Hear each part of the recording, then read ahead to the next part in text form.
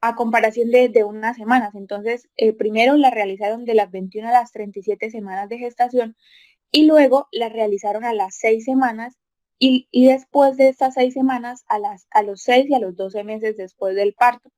¿Eso para qué lo hicieron? Eh, en 300 mulíparas se dieron cuenta de que al medir esto, la movilidad del cuello de la vejiga y el área dentro del hiato urogenital durante una maniobra de Valsalva. ¿A qué me refiero con hiato urogenital? Es aquella abertura en forma de U en los músculos del suelo pélvico a través del cual pasan la uretra, la vagina y el recto. Dele siguiente, Diego, por favor, para que puedan ver una imagen.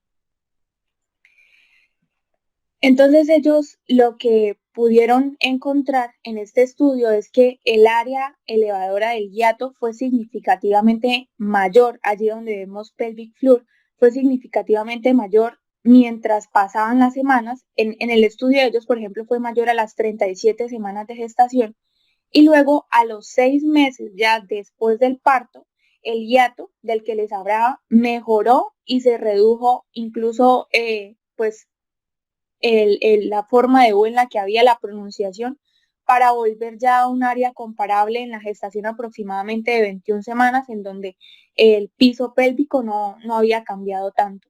Estos hallazgos que demuestran y cuál es la conclusión de esto, que realmente existen cambios en la estructura del suelo pélvico antes del parto que pueden reflejar las adaptaciones necesarias eh, por parte de la madre para el alumbramiento vaginal. Siguiente, por favor.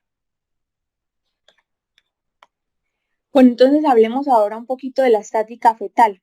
Al inicio del parto es importante la posición del feto con respecto al canal del parto, porque es fundamental para determinar cuál va a ser la vía del parto. Y referente a la estática fetal, entonces hablaremos de unas relaciones importantes que ya hemos estado mencionando un poquito anteriormente, como lo es la situación, presentación, actitud y demás. Siguiente para que lo podamos ver mejor.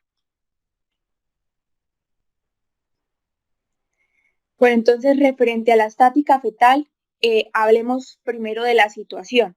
Allí ubiquémonos hacia la izquierda.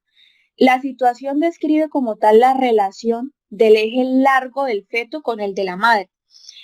Según muchos estudios, se ha demostrado que más del 99% de los partos a términos, la estática fetal tiende a ser longitudinal y no transversa y oblicua.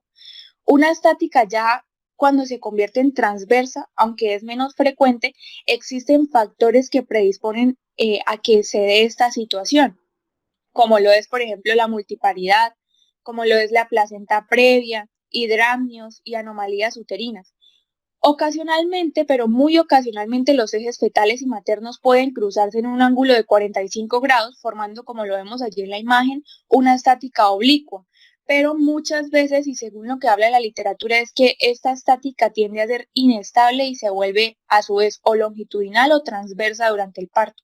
Entonces, la más común es la longitudinal, la situación longitudinal y pues con menos frecuencia la transversa, pero la oblicua siempre va a tender a ser alguna de estas dos.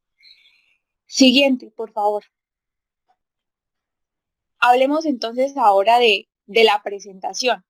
Entonces, la presentación puede ser cefálica, puede ser pélvica o hablan algunos de hombros. Entonces, referente a la presentación cefálica, esta puede ser de vértice, dale mejor atrás, Diego, para que puedan ver algo que quiero mostrarles. Ahí en la parte de la izquierda, donde dice presentación, ahí podemos ver las clasificaciones. Pélvica, cefálica de hombros y cada una tiene una subclasificación. Hablemos de la cefálica.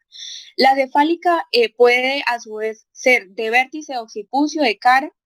También puede ser sincipital o sincipucio y también puede ser de frente. Entonces, la presentación cefálica y como tal la presentación se clasifica según la relación que hay entre la cabeza y el cuerpo del feto.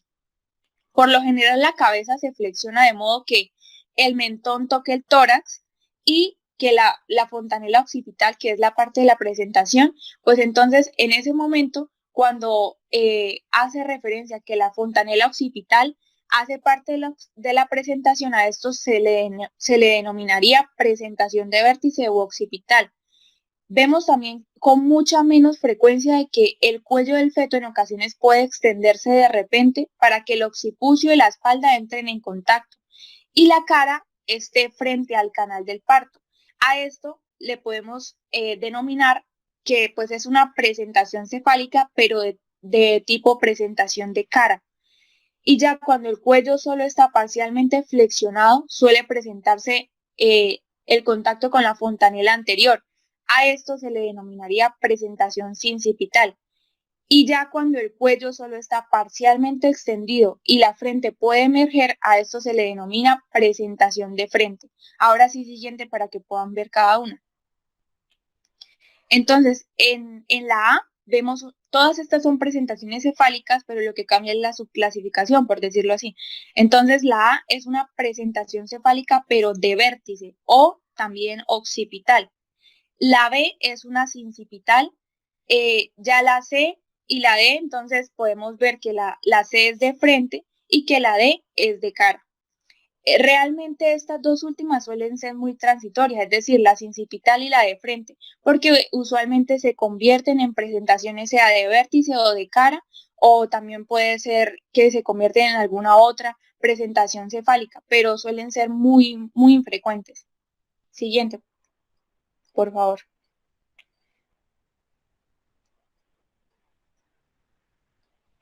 Bueno, ahora hablemos también del otro tipo de presentación que es la pelviana.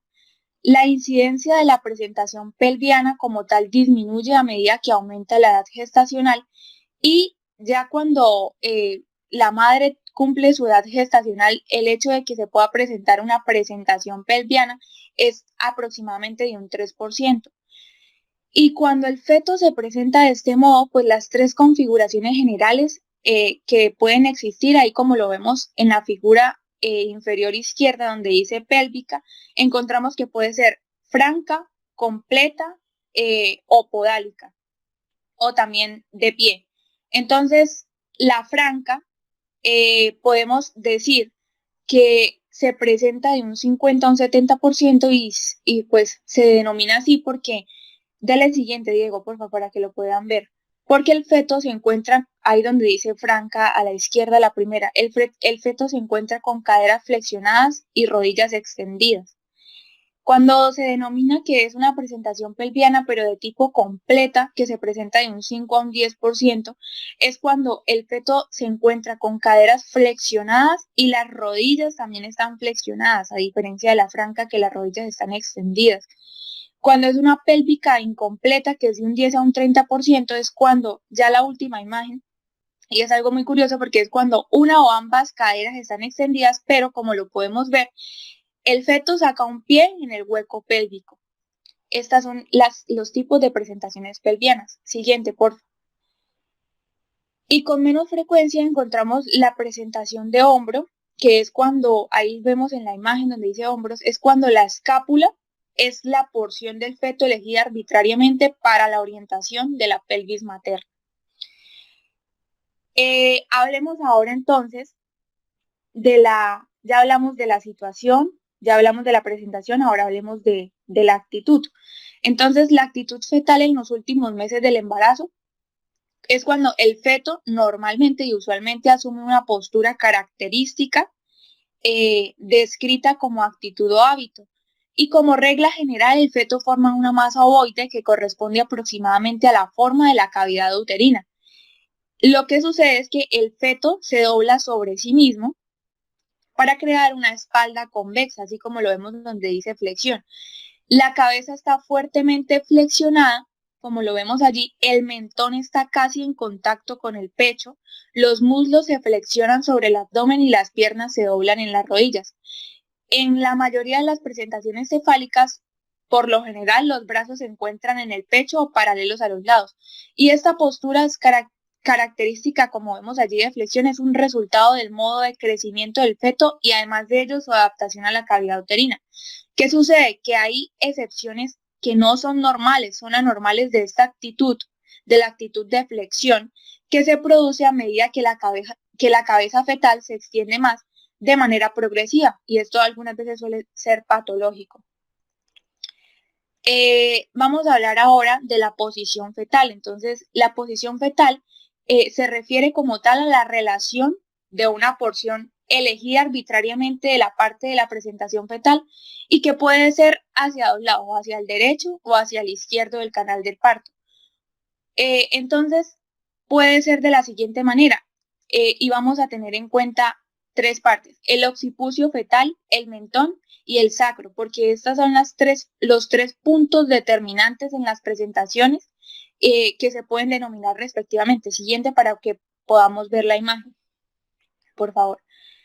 Entonces, debido a que la parte de la presentación puede estar en posición izquierda o derecha, se emplean como tal ya designaciones. Como les había mencionado, son puntos determinantes: el occipucio, el mentón y el sacro. Entonces podemos ver, por ejemplo, en estas presentas, pues sí, una presentación, entonces podemos ver que puede ser izquierda o derecha. En el caso de la A, es una presentación de tipo occipital, podemos decir que es anterior y que es hacia el lado izquierdo, entonces de posición izquierda. En el tipo B es una occipito posterior y también es de tipo izquierdo. Siguiente, por favor. Ya podemos ver en la A de esta figura que también es una presentación occipital posterior y en este caso ya sería derecha referente a la posición. En el B sería una occipital o occipito transversa, pero en este caso también sería derecha. Siguiente, por favor. Aquí tenemos también una presentación de tipo occipital anterior y, como vemos, la posición es hacia el lado derecho. Siguiente. Entonces, como les dije, tenemos que tener en cuenta los puntos determinantes, sea el occipucio y ahora la parte de mentón. Tenemos que tener en cuenta que, por ejemplo, aquí en la imagen lo que nos habla es que puede ser una presentación de tipo posición mento anterior, pero hacia el lado izquierdo, como lo podemos ver en la figura del lado izquierdo, la primera que está al lado izquierdo. La del medio es una posición mento anterior hacia el lado derecho, sí. Y la de la última es una mento posterior derecha. Siguiente, por favor. Y ya por último, teniendo en cuenta los puntos determinantes del sacro, entonces podemos decir que en la figura 22 tenemos una sacro posterior hacia el lado izquierdo, entonces izquierda, y ya en esta última tenemos ya es una acromiodorso posterior derecha. ¿Por qué se le denomina así? Porque como vemos en la imagen, el hombro del feto está a la derecha de la madre y la espalda está en una posición posterior, entonces se denomina acromiodorso posterior derecha. Siguiente, por favor. Bueno, para hacer el diagnóstico como tal se pueden usar varios métodos, pero los que hemos mencionado más durante las clases y demás, y lo que menciona la literatura, son las maniobras descritas por Leopold. Entonces, como tal, para hacer estas maniobras, yo les voy a pasar un video que es muy interesante, pero ahorita se las voy a explicar verbalmente. Entonces, la madre como tal debe estar en posición supina y cómodamente situada con su abdomen descubierto. Estas maniobras, pues, se dice en la literatura que pueden ser difíciles e imposibles de realizar e interpretar si la paciente es obesa o si el volumen del líquido amniótico es excesivo o si la placenta está insertada de manera anterior. Entonces, en estos casos, según lo que pude encontrar, para ese tipo de pacientes lo que se realiza es ecografía. Pero para las pacientes que sí se pueden realizar estas maniobras, entonces encontramos que pueden ser 4 tipos de maniobras. La primera maniobra, que es ahí donde dice el numerito 1, es cuando se evalúa el fondo uterino. Entonces, esta primera maniobra o el objetivo de esta es permitir identificar la estática fetal y la determinación de cuál polo fetal es. Cuando nos hablan de cuál polo fetal es decir, que quiere dar a explicar si es cefálico o si es pelviano. Entonces, esa es como la necesidad de la primera maniobra, dar a conocer cuál polo es el que se está presentando al momento de poder hacer estas maniobras. Entonces, en dado caso de que podamos palpar las nalgas, la sensación de las nalgas es de una gran masa nodular, mientras que si nosotros al hacer las maniobras sentimos es la cabeza se va a sentir diferente a las nalgas porque se va a sentir de una textura dura y redonda y es un poco más móvil. Ya con la segunda maniobra, entonces esto sí se realiza cuando las palmas se colocan a ambos lados del abdomen materno y se ejerce una presión leve, pero a su vez profunda, suave pero profunda. Por un lado, se siente como tal una estructura dura y resistente, así como lo está haciendo el de la figura 2 en la mano derecha. Entonces, cuando se siente esa estructura dura y resistente, estamos hablando de la espalda. Y por el otro lado, se hace la misma presión profunda pero suave y se van a sentir numerosas partes móviles pequeñas y regulares y a esto se le va a conocer pues por las extremidades fetales. En la tercera maniobra, entonces, lo que hace es ayudar en la confirmación de la presentación fetal, es decir, es una confirmación de la primera maniobra. Entonces, ¿qué se realiza? ¿Qué se hace? El pulgar, así como lo vemos en la 3, y los dedos de una mano agarran la parte inferior del abdomen materno justo por encima de la sínfisis púbica, y si la parte de la presentación no está encajada, se sentirá una masa móvil. Por lo general, pues va a ser la cabeza, en dado caso de que pues depende de qué presentación tenga el feto, ¿no? Y nuevamente, pues para saber la diferenciación entre si es cabeza o nalgas, podemos hacer lo mismo que en la primera, se va a sentir diferente, se va a palpar diferente. Y ya la última, que es la cuarta maniobra, ayuda a determinar el grado de descenso. Entonces el examinador se coloca frente a los pies de la madre. Esta es la maniobra en la cual se cambia la posición del examinador, ya es hacia los pies de la madre. Y los dedos de ambas manos se colocan en los lados de la parte de la presentación y se ejerce una presión profunda en dirección a la eje de entrada pélvica para evaluar el descenso como tal. Siguiente, por favor. Bueno, entonces el examen vaginal. Durante el examen vaginal, normalmente es aconsejable que se puedan seguir una rutina. El primero, denle siguiendo otra vez, por favor, es cuando el examinador inserta 2 dedos en la vagina y se encuentra pues la parte de la presentación. Entonces aquí podemos hacer una diferenciación si es de vértice o si es occipucio. O también podemos darnos a conocer si de pronto la presentación cambia, dependiendo de lo que podamos pues sentir en el tacto vaginal. En la segunda es si la presentación es de vértice, dele siguiente también, por favor, Diego, es cuando los dedos se van a dirigir hacia atrás y posteriormente se van a dirigir o se van a deslizar hacia adelante sobre la cabeza del feto o hacia la sínfisis materna. Y por último, lo que aconsejan es que durante el tacto vaginal, la estación o el grado en que la parte de la presentación ha descendido a la pelvis se puede establecer en el momento dependiendo de las suturas. Por eso, según lo que nos hablaban en la literatura, es importante como que reconocer anatómicamente qué es lo que estamos palpando. Dele siguiente, por favor. Entonces, aquí a manera general es importante reconocer hacia dónde van nuestros dedos. Si lo que estamos palpando tal vez es la sutura sagital o otro tipo de sutura o la unión de alguna sutura. Siguiente, por favor. Bueno, es necesario reconocer de que hay cambios que son necesarios en la posición de la parte de la presentación, pues para que se pueda desplazar por el canal pélvico como tal, es necesario que se den algunos mecanismos del parto. Entonces, hay movimientos cardinales en el parto que son muy característicos, como lo son los siguientes, son 7. Iniciemos con el primero. Siguiente, Diego, por favor. Entonces, el primero es el encajamiento. Es este mecanismo mediante el cual el diámetro biparietal, que es el diámetro de hueso parietal a hueso parietal, pasa a través de la entrada pélvica. Y la cabeza del feto puede encajarse durante las últimas semanas de embarazo o no hacerlo hasta después del comienzo del parto. De hecho, esto es una diferencia en muchas multíparas y algunas nulíparas, que la cabeza del feto puede moverse con libertad por encima de la entrada de la pelvis al inicio del parto y en otras circunstancias se dice muchas veces que la cabeza flota. Entonces, dele siguiente, por favor, Diego. Ahí podemos ver cómo entonces el feto va haciendo encajamiento. Siguiente, por favor. Bueno, hay algo que se llama el asinclitismo, que es cuando la sutura sagital, lo que habíamos visto anteriormente, está deflexionada. A menudo puede ser en una posición hacia posterior o hacia anterior. Entonces a esto se le llama asinclitismo.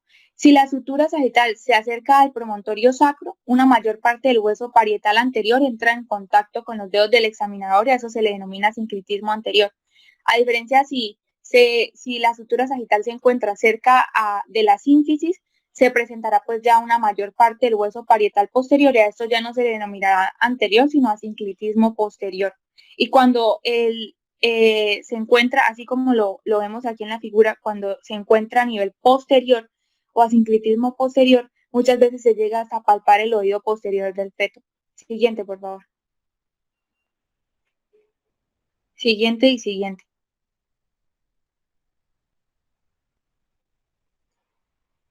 Entonces ahí vemos en la A un encajamiento con asinclitismo posterior y en la B un encajamiento con asinclitismo anterior. Siguiente, Diego, por favor. Otra vez siguiente. Bueno, ahora hablemos del descenso. El descenso es el primer movimiento y es un requisito para el nacimiento del recién nacido. En las multíparas el descenso suele comenzar con el encajamiento, pero en las nulíparas el encajamiento puede tener lugar antes del inicio del parto y puede que no le siga un descenso adicional hasta incluso la segunda etapa. Ya vamos a ver que existe una primera y una segunda etapa. Entonces, el descenso se produce por una o más fuerzas de un total de 4. La primera es que pues hay presión del líquido amniótico, la segunda es que hay una presión directa del fondo sobre la pelvis durante las contracciones. La tercera fuerza que se da para que se dé el descenso son por algunos esfuerzos de compresión de los músculos abdominales y maternos y por último por la extensión y el enderezamiento del cuerpo fetal. Entonces, en esta imagen podemos ver un descenso. Siguiente, por favor. La flexión, entonces ya con este movimiento lo que sucede es que el mentón se pone en contacto de una forma más cercana con el tórax del feto y en cuanto a la cabeza descendente encuentra resistencia. Esta resistencia es lo que hace que desde el cuello uterino, las paredes pélvicas o el suelo pélvico o por lo regular hace que pues esta resistencia le permita al feto flexionarse. Siguiente, por favor. Entonces, la rotación interna es esencial para completar el trabajo del parto, excepto pues cuando el feto es inusualmente muy pequeño. Y este movimiento hace que el occipucio se aleje de manera gradual al eje transversal. Siguiente, por favor. Aquí podemos ver entonces cómo el feto va rotando en la figura D. Siguiente. La extensión, entonces ya después de que se dé la rotación interna, que fue el paso anterior, la cabeza flexionada de forma angulosa alcanza la vulva y experimenta una extensión. Siguiente para que podamos ver la extensión. En la figura D también, una extensión ya. Siguiente, por favor. La rotación externa, que es el penúltimo paso antes de la expulsión, que es de la siguiente, por favor. Es después de que la cabeza emerge, está sufriendo una restitución. Entonces, si el occipucio se dirigió en inicio hacia la izquierda, pues entonces la restitución va a girar hacia la tuberosidad isquiática izquierda y viceversa. Si es primero a la derecha, pues va a girar hacia la derecha.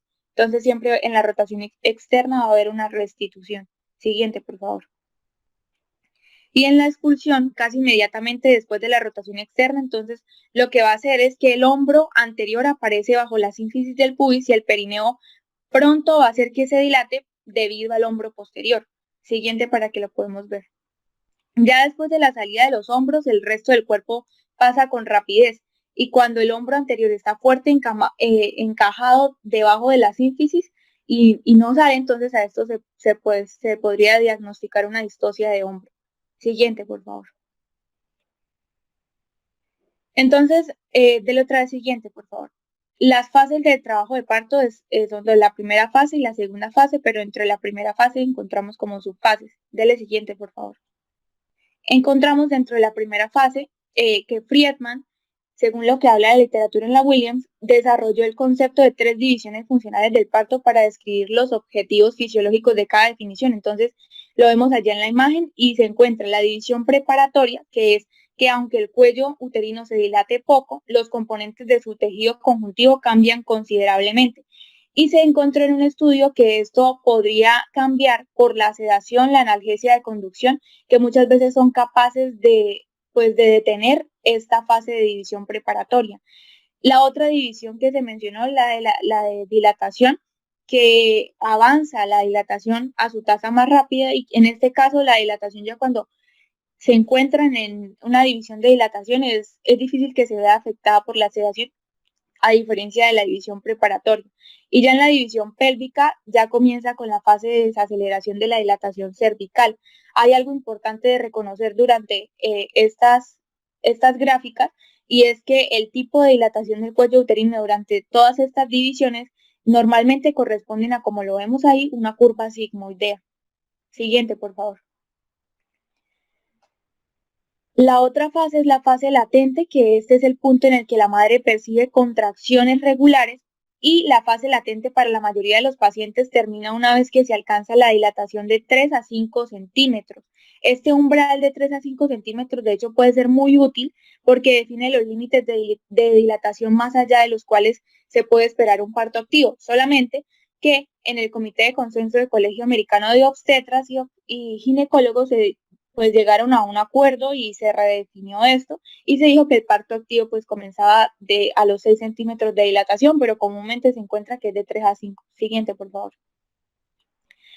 También Friedman definió una fase latente prolongada y a esto lo definieron como aquella que supera las 20 horas en las nulíparas y las 14 horas en las multíparas.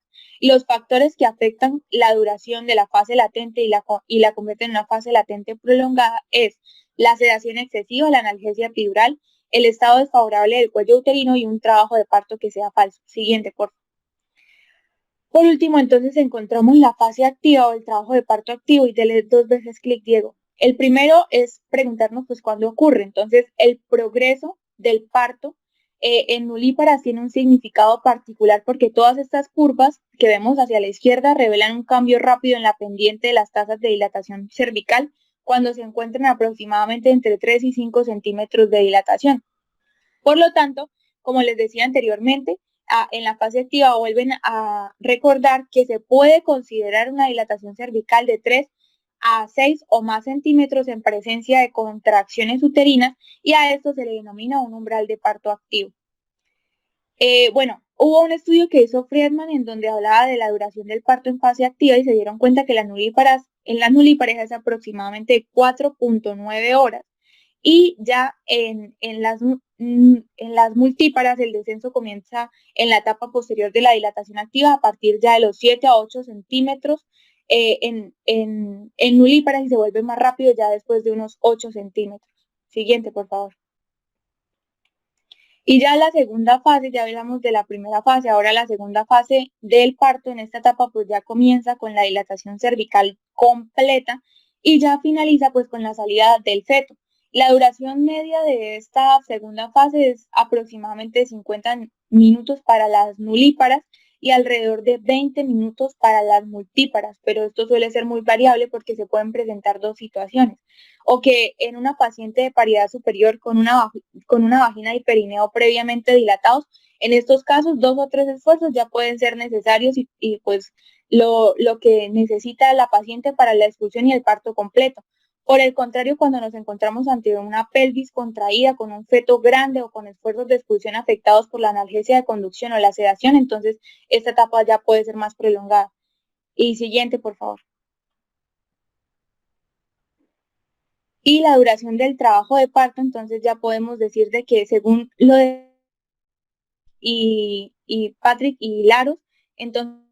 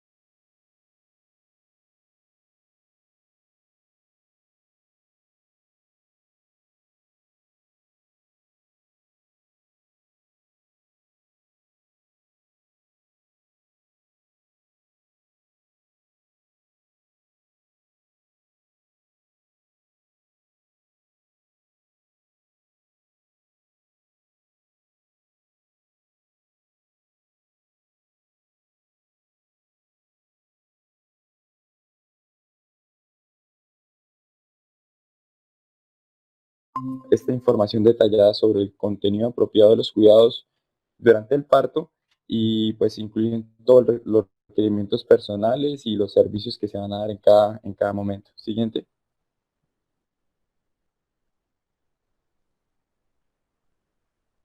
En cuanto al proceso de admisión, pues vamos a necesitar que alentar a los pacientes a acudir pues en una fase temprana de este trabajo de parto, en vez de esperar hasta que pues el nacimiento sea inmediato, porque pues esto le va a producir pues a un mayor riesgo.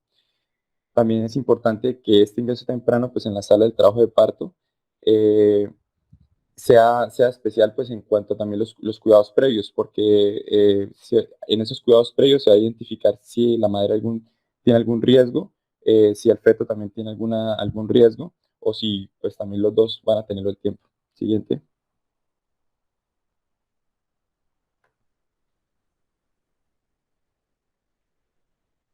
La identificación del trabajo de parto, pues entonces, pese a que en ocasiones es difícil diferenciar entre un trabajo de parto falso y uno verdadero, casi siempre pues puede establecerse el diagnóstico a partir de la frecuencia, la intensidad y la frecuencia y la intensidad de las contracciones, así como pues por la dilatación del cuello uterino, como mencionaba mi compañera. Cuando es imposible definir pues, un diagnóstico de trabajo de parto pues, con seguridad, es prudente mantener a la paciente en observación durante un periodo considerable pues, para poder verificar con seguridad. Las recomendaciones comunes indican que en ausencia de la ruptura de membranas o sangrado, las contracciones uterinas que se dan cada 5 minutos durante una hora, o sea, es decir, contracciones mayores de 12 en una hora, pueden corresponder como tal al inicio de este trabajo de parto. Siguiente.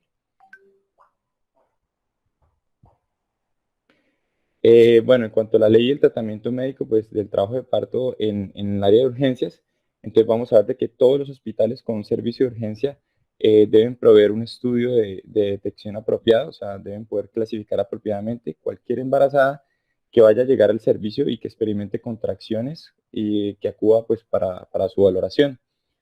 La definición, pues, como tal de una situación de urgencia hace referencia específica a la embarazada que presenta contracciones. Entonces, se define como trabajo de parto, pues, al proceso de nacimiento que empieza con la fase latente del trabajo de parto y que continúa hasta la expulsión de la placenta.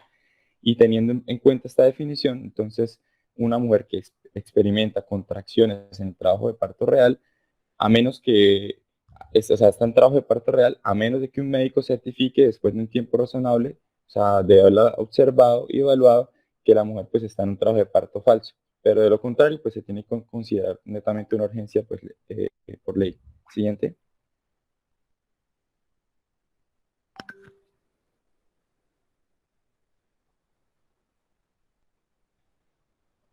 Bueno, para la vigilancia electrónica de la frecuencia cardíaca fetal, entonces la vigilancia electrónica sistemática de la frecuencia cardíaca se utiliza pues en los embarazos de riesgo alto desde el momento del ingreso.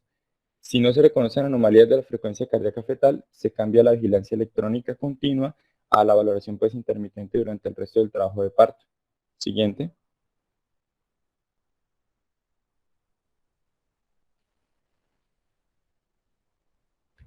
En la valoración inicial de esta tensión del parto normal, entonces lo primero que vamos a hacer es cuantificar tanto los signos vitales, que son la presión arterial, la temperatura, el pulso, la frecuencia respiratoria, tanto de la madre como pues de pronto también la frecuencia del feto.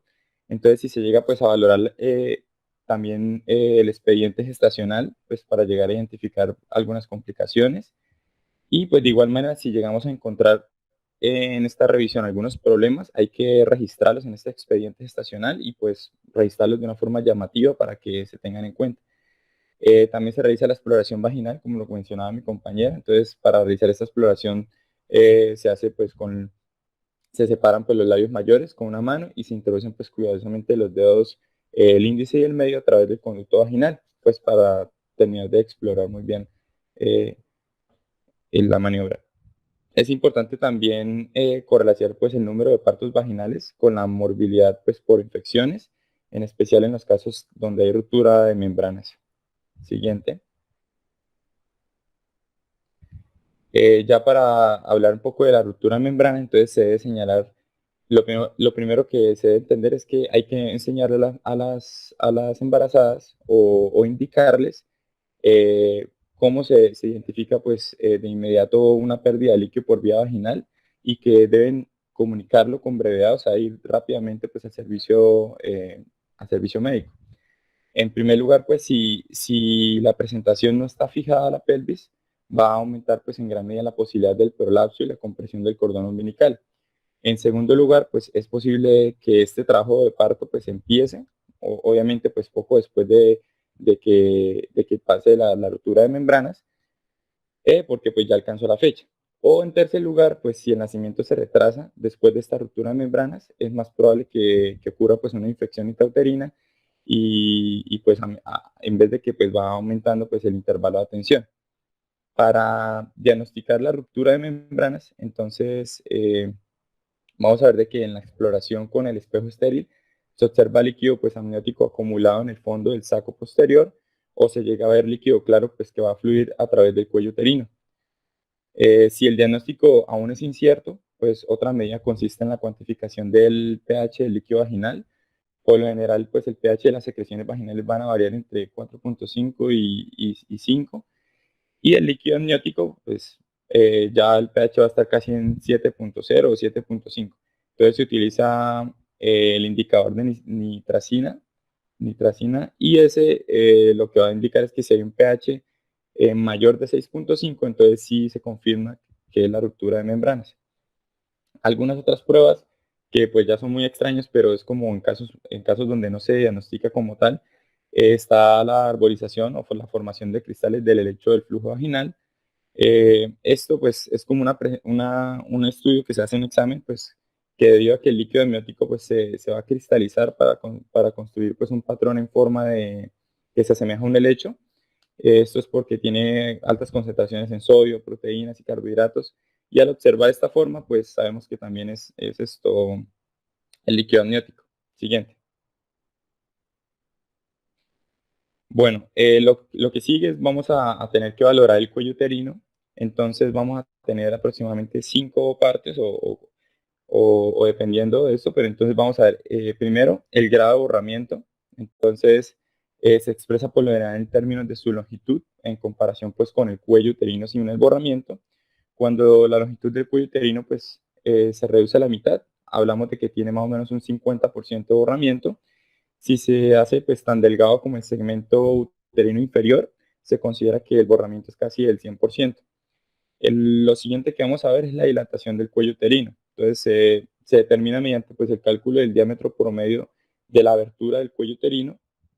Eso se calcula pues al deslizar el dedo desde el borde de la abertura cervical en uno de los lados hasta el otro lado, o sea, se mira a los dos lados y se toma el diámetro transversal en centímetros. Entonces vamos a ver que se dice que el cuello uterino pues tiene una dilatación completa cuando el diámetro es aproximadamente de 10 centímetros. Otra característica que vamos a ver es la posición del cuello uterino. Entonces se determina a partir de la relación pues, de su orificio con la cabeza fetal y se va a clasificar como posterior, media o anterior.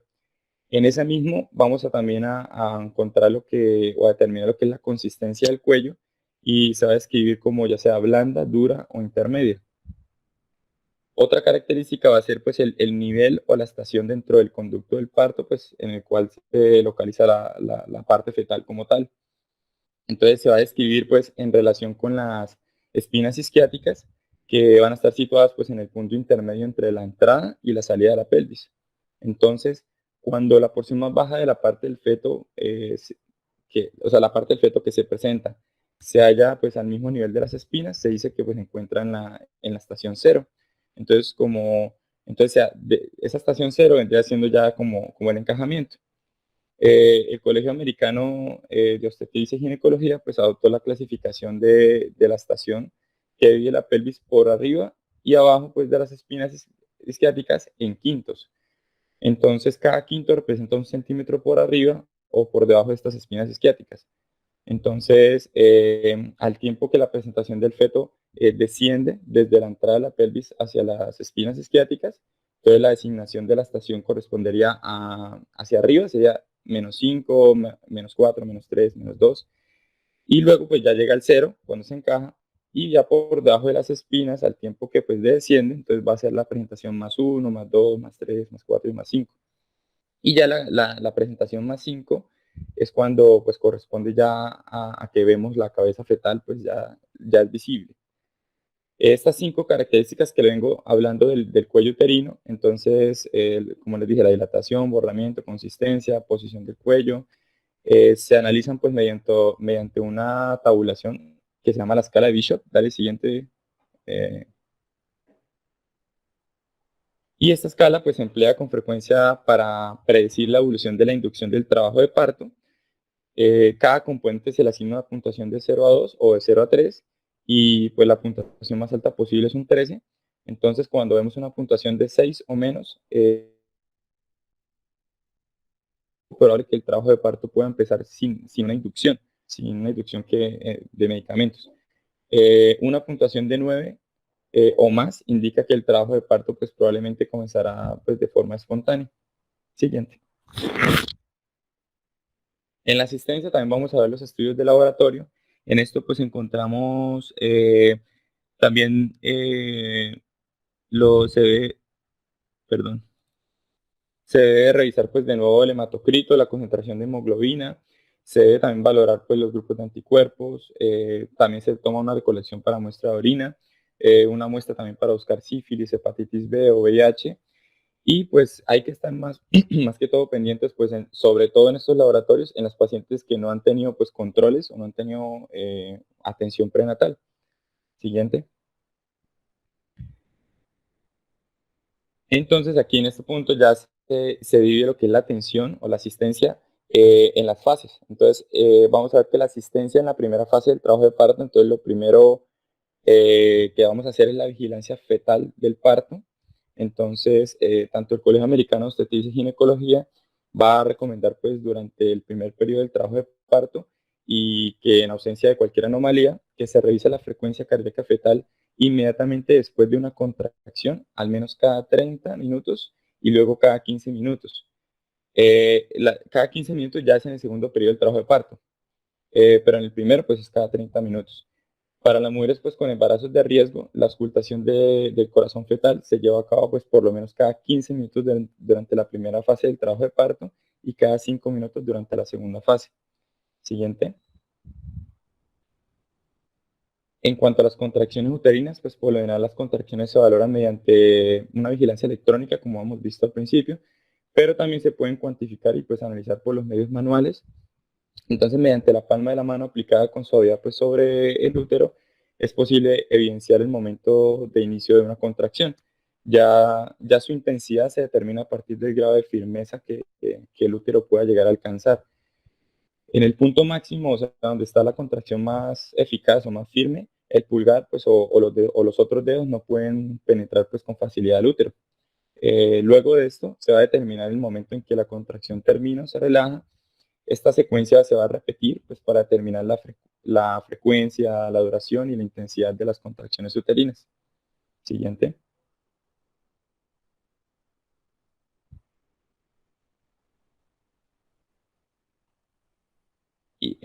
Y para seguir en esta primera fase, pues se siguen tomando los signos vitales maternos. Estos se van a, como ya los mencioné al principio, pero estos se van a valorar al menos cada 4 horas. Y en especial, pues tener en cuenta la temperatura y pues la presión arterial. Si se han roto las membranas fetales muchas horas antes del inicio del trabajo de parto, o si ligeramente pues hay un aumento por encima del límite de la temperatura, se van a tomar estos signos vitales cada hora. O sea, normalmente es cada 4 horas, pero si hay alguna complicación, entonces cada hora. También vamos a tener como tal las exploraciones vaginales. Entonces van a variar y serán tanto pues para vigilar los cambios del cuello uterino como les mencioné, y pues también la posición de la parte que se presenta. Cuando las membranas se rompen, pues se lleva a cabo una exploración para poder excluir la posibilidad de un prolapso de cordón, y pues si la cabeza pues no se encuentra encajada en la exploración previa. También vamos a tener los alimentos por vía oral. Entonces pues en este caso pues recomiendan que debe evitarse pues la ingestión de los alimentos durante la primera fase, o sea, esta fase activa, o durante pues como tal el trabajo de parto. Debido a que pues el tiempo de vaciamiento gástrico se va a prolongar pues de forma eh, notoria, y pues debido a esto pues los alimentos van a estar pues en el estómago y no se absorben o podrían regurgitarse o aspirarse. La recomendación en este caso, en esta primera fase, sería pues darle algunos sorbos pequeños de líquidos claros, o en ocasiones fragmentos de hielo, o también poder humectar los labios, pero pues obviamente sin darle nada más. Las situaciones, perdón, las soluciones intravenosas, entonces en este caso, pues aunque muchos hospitales van a tener un sistema pues para aplicar estas soluciones en todos los momentos, hablan de que en etapas tempranas no, o sea, no va a ser tan necesario, o sea, no va a cubrir estas necesidades reales que la mujer embarazada pues tiene en esta primera fase. Bueno, a menos de que ya haya empezado pues con analgesia. Entonces, eso va a depender mucho pues de ese sistema que tenga cada hospital. Ya en presencia de un trabajo de parto pues que sea prolongado, la administración de glucosa, de sodio y de agua, sobre todo en las pacientes que vengan con ayuno, van a prevenir lo que es la deshidratación y pues la acidosis, entonces sí se van a necesitar, pero normalmente pues dicen que no tendría una gran importancia. La posición de la madre, entonces en fase temprana pues la mujer no tiene que llegar a confinarse pues en una cama, pues también puede llegar a sentarse pues para sentirse un poco más cómoda y para estar mejor pues como con más confianza y eso. Y ya luego, pues en la cama, la mujer pues en este trabajo de parto debe asumir la posición que se encuentra pues más confortable, que es pues que la mayoría de las veces pues es de cúbito lateral, como ya hemos visto en clases anteriores, pues para evitar la hipotensión y pues para evitar lo que es la reducción de la perfusión uterina. También tenemos la amniotomía. En este caso, pues si las membranas están íntegras, se puede llegar a practicar esta amniotomía, pues incluso pues durante el trabajo de parto normal. Se dice que los beneficios de esta amniotomía, pues un trabajo de parto un poco más rápido, la detección oportuna de la tensión meconial de este líquido amniótico, y la oportunidad de insertar también un catéter para monitorizar o cuantificar la presión dentro de la cavidad uterina. Siguiente.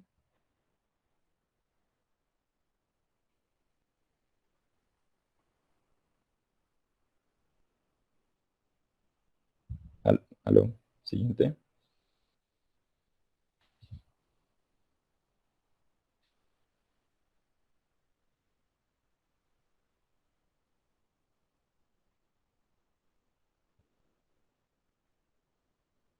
Luego, bueno, ya entonces en la atención de la segunda fase del trabajo de parto, de la segunda fase que les mencionó mi compañera, entonces ya con la dilatación completa del cuello uterino, esto va a indicar pues el inicio del segundo periodo del trabajo de parto. Entonces se suele empezar pues la madre a pujar, y pues con el descenso de la presentación pues se va a manifestar pues también la urgencia de defecar. Las contracciones uterinas y la fuerza de expulsión pueden durar 1 minuto y recurrir pues a intervalos no mayores de 1.5 a 2 minutos. La duración promedio de la segunda fase del trabajo de parto es de 50 minutos pues en nulíparas, y de 20 minutos en multíparas. Siguiente. Ya para ver los esfuerzos de expulsión, entonces en casi todos los casos el pujo es un reflejo espontáneo, pero que en ocasiones la mujer no usa sus fuerzas de expulsión pues de una manera ventajosa. Entonces es también bueno pues indicarla o enseñarle un poco, o sea, como guiarla en esas fuerzas de expulsión para que pues sea de una manera más natural. Sus piernas deben estar pues flexionadas a la mitad, de tal manera que puedan empujar con ellas pues contra el colchón, y cuando comienza la contracción uterina siguiente pues se le atribuye para ejercer presión hacia abajo, como si quisiera defecar. Por otro lado, pues no debe alentarse a pujar a la paciente una vez pues se termina una contracción. Más que todo pues por el contrario, debe permitirse que ella y el feto pues descansen y pues se recupere entre cada contracción. Siguiente.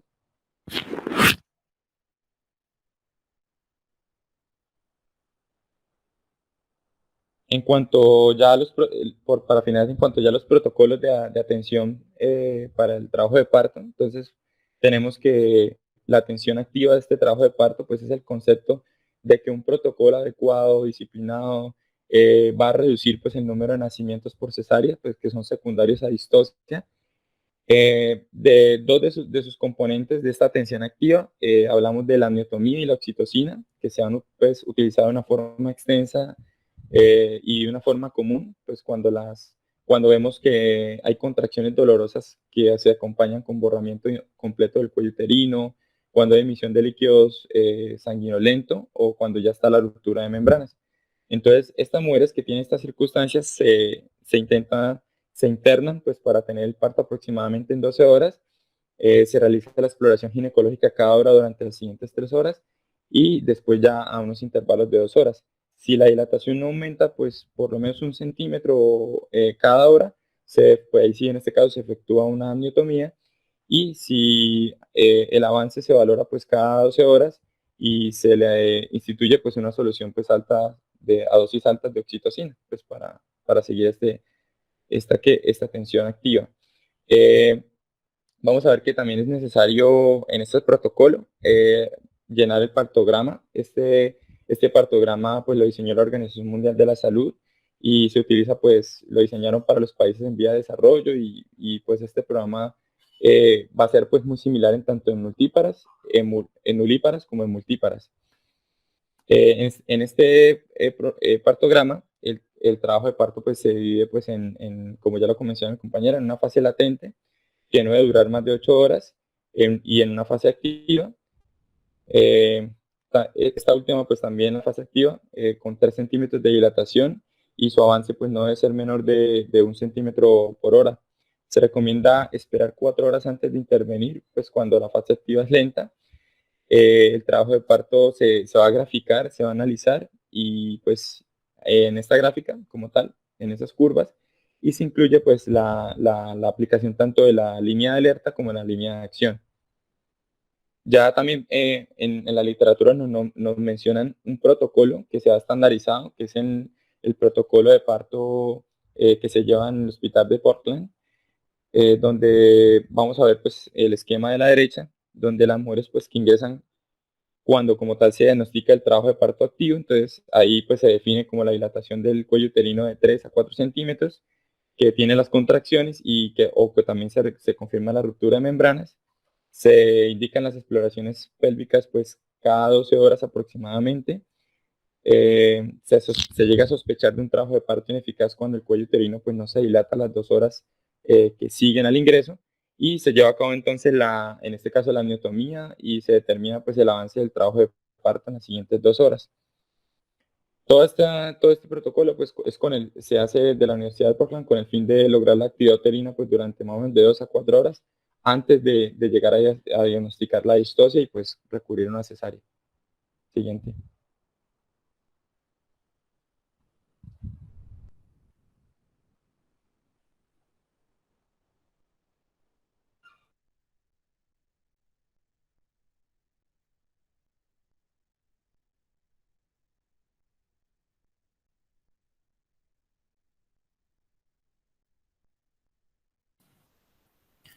Buenos días. Bueno, el parto instrumentado lo vamos a definir como todos aquellos partos vaginales realizados con el uso de forceps o algún dispositivo de aspiración como lo son el vacuum. Este genera fuerzas que aumentan el empuje de la madre para que el feto salga a través de la vagina. Siguiente.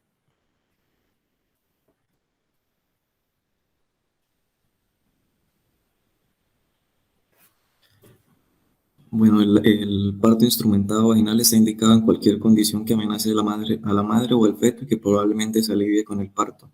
Dentro de este tenemos algunas indicaciones como el retardo en el segundo periodo del parto, la sospecha de afección fetal inmediata o potencial, también para cortar el segundo periodo, o se puede usar también para evitar o aumentar las fuerzas en el expulsivo materno. Entonces tenemos también tres tipos de indicaciones.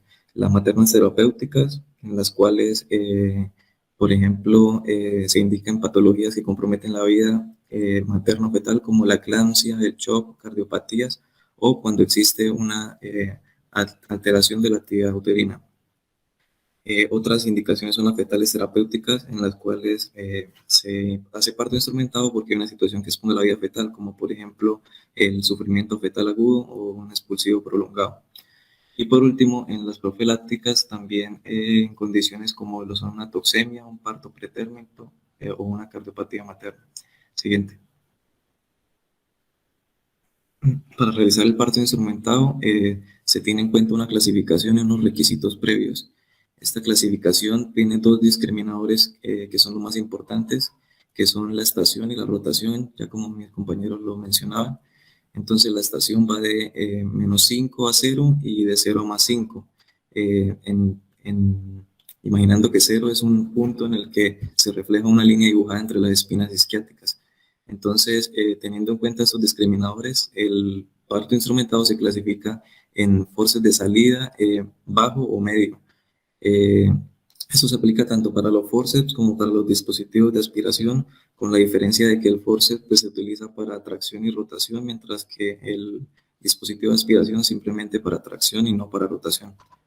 Entonces, aparte de la clasificación, tenemos que cumplir unos prerequisitos, como lo son que la cabeza esté encajada, que haya una presentación de vértice, que es muy importante, como lo explicó mi compañera, que ya haya una posición conocida de la cabeza, tener un peso fetal estimado, las membranas rotas, un cuello uterino completamente dilatado, una anestesia adecuada en la que se utilizan tanto anestesia local como regional y también se utilizan bloqueos del nervio pudendo. Aparte de esto, como requisito, también se debe tener la vejiga materna vacía para aumentar el espacio y minimizar el trauma de la vejiga, que es una condición muy frecuente y una de las principales complicaciones después de realizar el parto instrumentado. Aparte de esto, también se debe como requisito no tener una coagulopatía fetal o alguna otra alteración. Siguiente.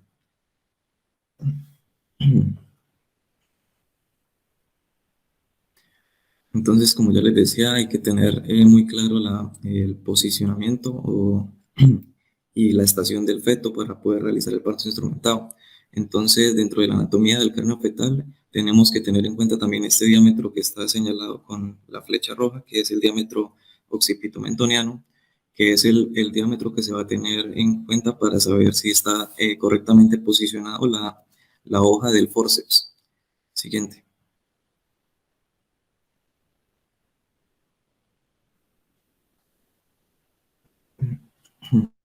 Bueno, dentro de la morbilidad que está acompañada de estos partos instrumentados, tenemos tanto afectaciones maternas como perinatales. Entonces, estas complicaciones se van a asociar a una valoración previa inadecuada cuando se subestima el grado de distocia del feto y cuando se usa erróneamente el forceps o el dispositivo de aspiración.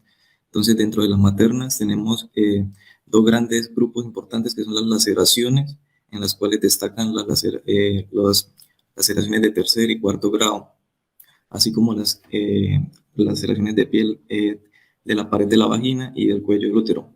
También dentro de la morbilidad materna tenemos la incontinencia urinaria, la incontinencia anal y el prolapso de órganos pélvicos como los trastornos del suelo pélvico.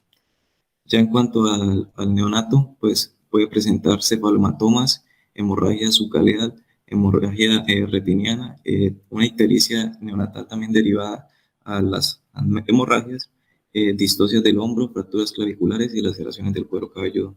Siguiente.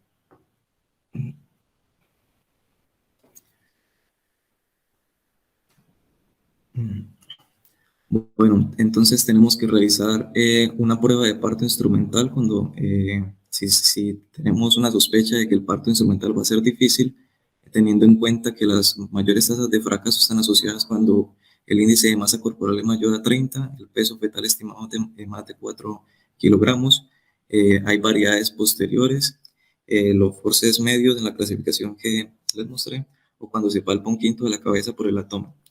Entonces, si esta prueba instrumental falla, debemos tener listo un quirófano porque el parto instrumentado que falla se tiene que hacer un parto por cesárea inmediatamente. Entonces, ¿cuándo vamos a decir que el parto instrumental ha fallado? Cuando la cabeza fetal ya no avanza con cada tracción que hacemos, cuando el feto ha sido extraído después de 3 tracciones sin que haya descenso o después de 30 minutos. Cada aplicación que hacemos de tracción debe considerarse un ensayo con el forceps y no se debe persistir si no hay ningún descenso. Siguiente.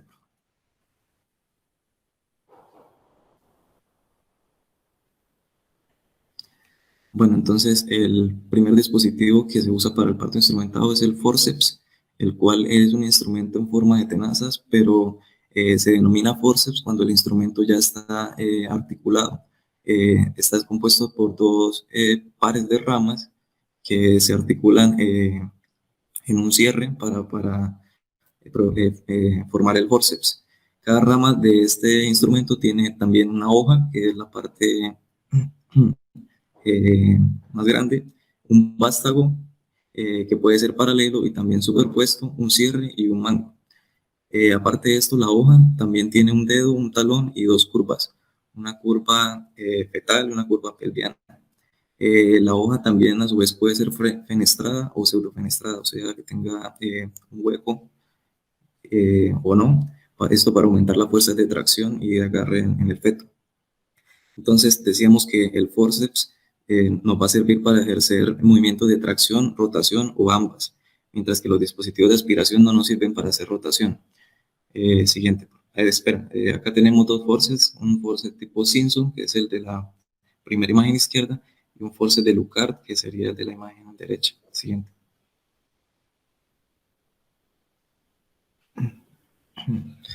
Bueno, en cuanto a la aplicación de la hoja del forceps y el parto, entonces podemos observar que primero se introduce una hoja primero se introduce una hoja, si la cabeza está, digamos, en una posición occipital anterior, se introduce dentro de la porción posterior izquierda de la vulva y luego de la vagina junto a la cabeza del feto. Eso se hace agarrando el mango de la rama izquierda entre el pulgar y los dos dedos de la mano y luego se realiza un movimiento que sería el arco de inserción de la hoja.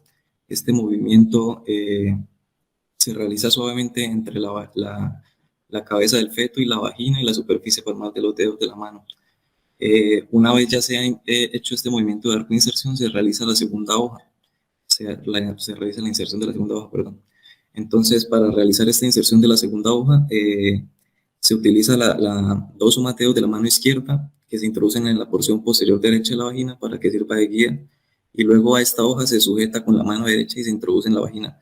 Cada hoja que introducimos se debe colocar el pulgar detrás del talón de la hoja y con este se ejerce la mayor fuerza que proviene pues, de esta mano. Siguiente.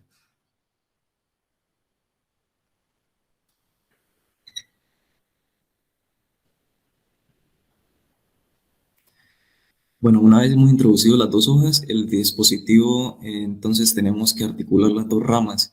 Entonces, ¿de qué modo se articulan? Como se ve en la primera imagen, deben estar en la parte lateral de la cabeza del feto, en una relación estrecha con el diámetro occipitomentoniano que les mostraba anteriormente. Esto, si el feto viene en una posición occipital anterior, como mostraba nuestra compañera, entonces el arco cóncavo de las hojas, como se ve en la primera imagen, en la figura de arriba, debe estar dirigido hacia la sutura sagital y en una relación estrecha con la sutura landoidea. En cambio, si el parto viene en una posición occipital posterior, sería lo contrario, sería el arco cóncavo de las cuchillas se dirigiría hacia la cara y estaría en una relación estrecha con las suturas coronales.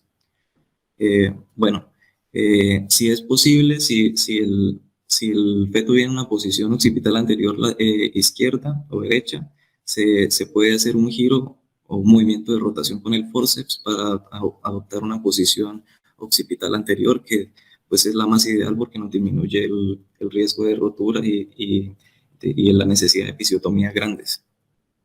Entonces, una vez se hacen el posicionamiento y se entrecruzan las ramas del forceps, entonces se ejerce una tracción suave e intermitente que debe acompañar el pujo de la embarazada. Debemos permitir también que el feto se devuelva con cada contracción, a menos que el feto presente pues, por ejemplo, una bradicardia fetal grave, en el caso que se necesita sacar inmediatamente. Ya cuando la vulva está distendida por la cabeza del feto, de las tracciones que estamos realizando, se puede hacer una episiotomía si esta está indicada o no.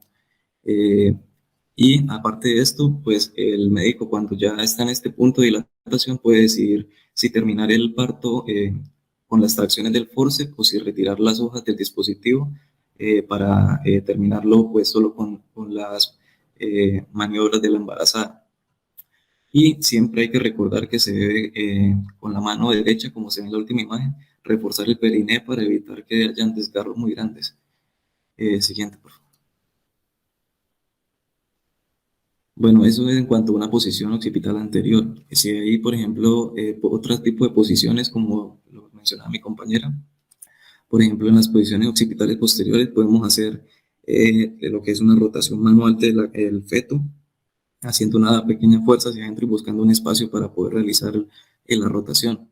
O también se puede hacer la tracción con el forceps, como le mencionaba, con la hoja cóncava del forceps apuntando hacia la frente y en relación con la sutura sagital y la sutura coronal.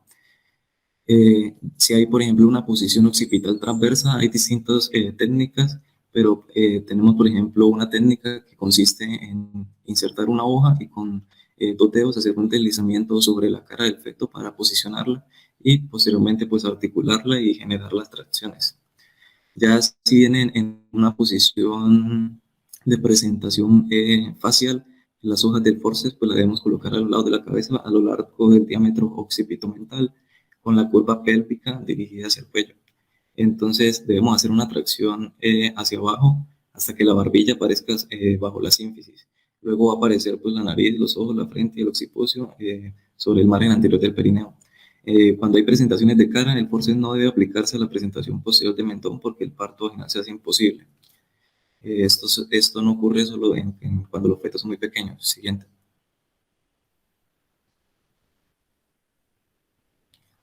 Bueno, entonces, aparte del forceps, tenemos los dispositivos de aspiración, también denominados vacuum o ventosas, que son dispositivos que contienen una copa, un eje, un mango y un generador al vacío. Como se observa en la figura, el A sería la bomba y pues la B sería la copa. Las copas de aspiración a su vez también pueden ser de metal o de plástico duro o blando. Y aparte de la copa, la barra que conecta la copa y el mango puede ser flexible o semiflexible. El generador de presión también puede ser un generador manual o accionado o puede ser sostenido o operado por un asistente. Siguiente. Bueno, entonces, como ya les decía, estos dispositivos no sirven para hacer rotación, sirven es para hacer tracción, pero se consideran un poco menos lesivos en cuanto a que el tamaño y las dimensiones son menores y se disminuye también el riesgo de rupturas y desgarros. Entonces, para usar este dispositivo de aspiración tenemos que tener en cuenta la posición del punto de flexión. Entonces, este punto de flexión se encuentra a 3 centímetros de la fontanela posterior y a 6 centímetros de la fontanela anterior. Como nuestros dispositivos o la copa del vacuum tiene de 5 a 6 centímetros, entonces nos quedaría casi que a 1 centímetro de la fontanela posterior y a 3 centímetros de la fontanela anterior. Entonces, una vez encontremos este punto de flexión, debemos aplicar la copa y evitar lo que se conoce como un pop-off, que sería el atrapamiento de tejidos maternos dentro de la copa que pues, producen posteriormente la separación de la copa, que es muy usual. Entonces, una vez tenemos la copa encajada en el punto de flexión y nos aseguramos que no hayan tejidos maternos atrapados, entonces se empieza a generar fuerzas de succión con la bomba. Estas fuerzas van en incremento desde 0.2 kilogramos por centímetro cuadrado, aumentando cada 2 minutos hasta que se alcanza una presión negativa total de 0.8 kilogramos por centímetro cuadrado. Entonces, una vez se alcanza esta presión total negativa, la copa va a estar pegada al punto de flexión y podemos empezar a hacer las tracciones, al igual que el forceps, de forma que acompaña a los pujos y a las contracciones maternas y permitiendo también que el feto se devuelva. Una vez ya él se haya llegado al punto de dilatación también, entonces se puede o seguir con una episiotomía o acompañarse también de un forceps para terminar el parto, o si se complica en última instancia, se induciría un parto por cesárea. Siguiente.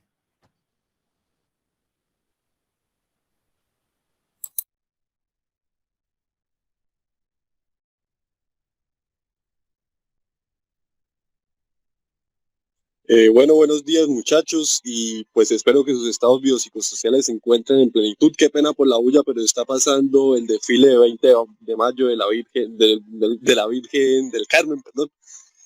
Para culminar estas posiciones hablaré sobre el alumbramiento, que etimológicamente lo podemos definir como acción y efecto de dar a luz con una antorcha. Siguiente, compañero Diego, por favor.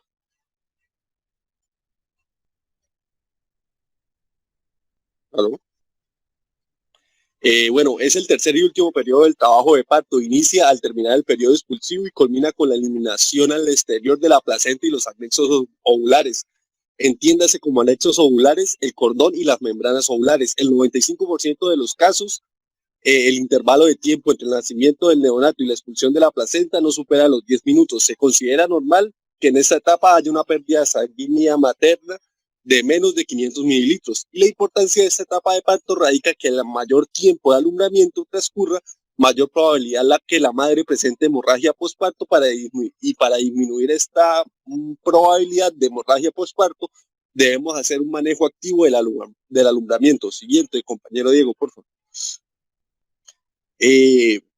Pues les daré un sucinto repaso anatómico y de las funciones de la placenta. Esta tiene forma discoide, posee un diámetro de 15 a 20 centímetros, un grosor de 3 centímetros y un peso de 550 gramos aproximadamente. Posee dos caras, la cara fetal, que también es llamada la cara corial, es la que se encuentra en contacto con el producto o el bebé, y en ella se inserta el cordón, que este posee dos arterias y una vena.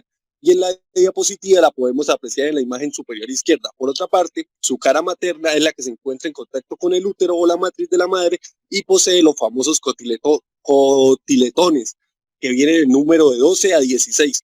Con respecto a las funciones de las placentas, son las clásicas que pues ya todos conocemos: el intercambio de gases, nutrientes y electrolitos, pasos de anticuerpos maternos al feto, y la producción de hormonas involucradas en el proceso de gestación y la detoxificación de algunas drogas o medicamentos. Siguiente, compañero.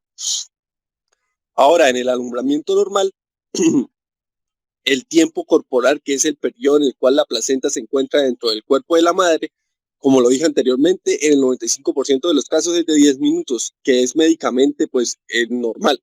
Si el tiempo dura de 10 a 30 minutos, hablaremos de un alumbramiento prolongado, y si supera los 30 minutos ya estaremos en presencia de una retención placentaria. También se considera normal, como dije anteriormente, las pérdidas sanguíneas menores a 500 mililitros de sangre durante el periodo del alumbramiento. En la tabla vemos el esquema de Basket, el cual evalúa por medio de 4 variables o parámetros el grado de choque en la materna, que pues más adelante profundizaré en ella. Siguiente, compañero. Bueno, ahora sí hablemos como tal del alumbramiento. Entonces, después de la expulsión del producto del útero, este se contrae espontáneamente de forma proporcional a la disminución de su contenido, y esta brusca reducción de tamaño del útero se acompaña de una inevitable disminución de la superficie de implantación de la placenta.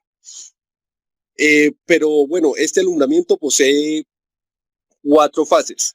En la primera fase se denomina reposo clínico. El útero disminuye de tamaño, la madre siente alivio, disminuye las contracciones, pero luego se reanudan con mayor intensidad y frecuencia, pero estas contracciones son indoloras porque ya no dilatan el cuello cervical. Siguiente, compañero.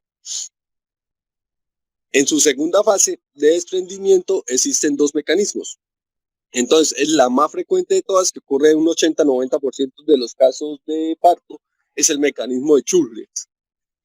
Dale siguiente. Esta flecha nos indica el útero. Siguiente otra vez, compañero. Acá nos señala la implantación fúngica de la placenta, es decir, en el fondo del útero. Siguiente otra vez. Vemos que se produce una contracción uterina fuerte, disminuyendo el área de contacto entre la placenta y el útero, y comienza a formarse un coágulo retroplacentario. Siguiente. Crece el coágulo y se va desprendiendo cada vez más las placentas y sus membranas ovulares. Siguiente. y ya tenemos el desprendimiento completo y vemos que la placenta sale por su cara fetal, en donde se encuentra pues el cordón, como podemos apreciar en la imagen superior derecha. Siguiente. El mecanismo de Duncan, que ocurre en 10 al 20% de los alumbramientos, siguiente y siguiente. La primera flecha nos indica el útero y la segunda nos señala la inserción de la placenta, que esta vez no es en el fondo uterino, sino esta vez se encuentra lateralizada. Siguiente y siguiente. Vemos la contracción del útero y la formación de coágulos pequeños a lo largo de toda la implantación de la placenta y sus membranas hasta comenzar, dale siguiente, hasta empezar pues a desprenderse. Siguiente otra vez. Cuando se expulsa la placenta, por este mecanismo apreciamos la cara materna, la que contiene los cotiletones y está en contacto con el útero, como podemos apreciar en la imagen superior derecha. Entonces, Schule en la mayoría de los casos se desprende por un coágulo retroplacentario cuando la placenta está implantada en el fondo del útero y al expulsarse vemos su cara fetal, mientras que Duncan, que es la minoría de los casos, es por medio de coágulos pequeños cuando la implantación de la placenta es lateralizada y se expulsa por la cara materna. Siguiente. Tendremos signos que nos indican el desprendimiento placentario que ya se ha efectuado. El primero de todos es el signo de Alfred. Vemos en el primer esquema que la pinza está a nivel de la vulva y en el segundo vemos que la pinza camplada ha descendido 10 centímetros. Esto nos indica que la placenta ya se ha desprendido y ha comenzado a descender. Siguiente, compañero. El otro signo es el signo de Kunstler. En la figura superior se ve que se sujeta el cordón al traccionar el fondo del útero hacia arriba, como indica el dibujo de la mano. Se trata de inmovilizar el fondo del útero y se va a sentir como una especie de resistencia. En la imagen inferior, cuando se empuja el fondo uterino y no hay esta resistencia, quiere decir que la placenta se ha pues desprendido. Siguiente. Tenemos el signo de Farrell o del pescador. Y pues este consiste en que se coloca la mano en el fondo uterino y se realiza una leve tracción desde el cordón. En la mano que está encima del fondo uterino se va a sentir como si estuviera tirando, como cuando uno pesca con caña y en la línea, es decir, en la cuerda, nota que el pescado tira, nota que hay una resistencia. Cuando ya no se nota estas sensaciones de resistencia, es decir, que la placenta ya ha descendido. Siguiente. El descenso está mediado por estos tres factores, el hematoma retroplacentario o los hematomas pequeños cuando la placenta es lateralizada, la implantación lateralizada, las contracciones uterinas, el peso de la placenta y el peso de las placentas y los anexos. Siguiente. Y por último tendremos pues la salida de las membranas ovulares, que está favorecida por el pujo materno y por la retracción uterina. Y pues ¿se acuerdan que el profesor Eduardo nos decía que se forma un globo de seguridad, que el útero se hace una contracción petrosa? Y pues acá es cuando decimos esto, ¿no? La retracción uterina es cuando el útero ya se contrae completamente y pues expulsa la placenta. Y acá vemos pues las dos caras de la placenta. Siguiente. Ahora, con respecto al manejo médico del alumbramiento, tenemos dos métodos: el manejo fisiológico o expectante, en el cual no se utilizan oxitóxicos o uterotónicos, se expulsa la placenta por gravedad y esfuerzo materno, y el manejo activo, que es el cual nos exige la ley realizar, que se administra uterotónicos, se expulsa la placenta mediante tracción controlada del cordón con contracciones sobre el fondo y se hace un masaje del fondo uterino. Siguiente, compañero. Entonces, según la 3280, en los primeros minutos del nacimiento debemos hacer... Siguiente, compañero. En el primer minuto después del nacimiento se debe palpar el abdomen para descartar la presencia de otro feto. Se administra un medicamento uterotónico, sea pues oxitocina, en 10 unidades internacionales intramuscularmente, o si es endovenosa, de 5 a 10, en una lenta infusión en cristaloides por 3 minutos, y si no tenemos oxitocina, utilizaremos 600 miligramos de misoprostol por vía sublingual. Se va a hacer una tracción controlada del cordón, haremos el pinzamiento y verificaremos cada 15 minutos que el útero está contraído. Siguiente, compañero. Entonces, para hacer la extracción de la placenta debemos realizar la maniobra de Dublín, en la cual consiste en girar sobre el propio eje de la placenta y sus membranas para así poder sacarla en su integridad, es decir, sacarla completa. Al extraer la placenta debemos revisarla, es decir, revisar su cara materna y su cara fetal, la integridad de las membranas, el aspecto del cordón umbilical, su sección del cordón y contar el número de vasos. El alumbramiento incompleto, perdón, vamos a hacer una revisión uterina y una extracción manual de los restos retenidos. Siguiente, compañero. Y ahora debemos vigilar la hemostasia de la mujer, de la madre. Y pues esta se clasifica o se vigila a través de esta escala de Basket que nos evalúa 4 parámetros: el sensorio, la perfusión, el pulso y la presión arterial. Entonces vemos que un sensorio normal, una perfusión normal y un pulso de entre 60 a 90 y una presión arterial sistólica mayor a 90, es decir, una mujer que no ha perdido volumen sanguíneo, que es decir, un volumen sanguíneo normal entre 500 a 1000 mililitros y el grado de choque es ausente. Y así pasaremos a la última escala, la que está en rojito, en donde la pérdida de volumen es mayor a 200 mililitros, la mujer se encontrará letárgica, se encontrará palidez, fría, con sudoración profusa, el pulso estará mayor a 120 y su presión arterial sistólica estará disminuida en 70%. Esto nos indica un grado de choque severo. Siguiente, compañero. Y pues bueno, muchachos, esto fue todo. Muchas gracias por su atención y pues, en fin, que tengan un bonito día.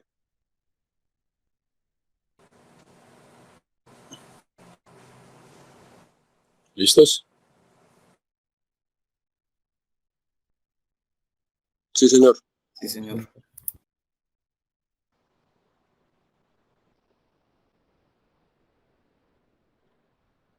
¿Aló? Sí, doctor, se escucha. Sí, señor. ¿Terminamos? Sí, Sí, doctor. señor doctor. Sí. Bueno, ¿algún comentario? ¿Alguna pregunta? ¿Alguna duda? Sí, doctor, yo tengo una duda. ¿El vacuum se usa para hacer la tracción del feto? Pero eso depende con quién hablo, con Camila. ¿Aló? ¿Aló?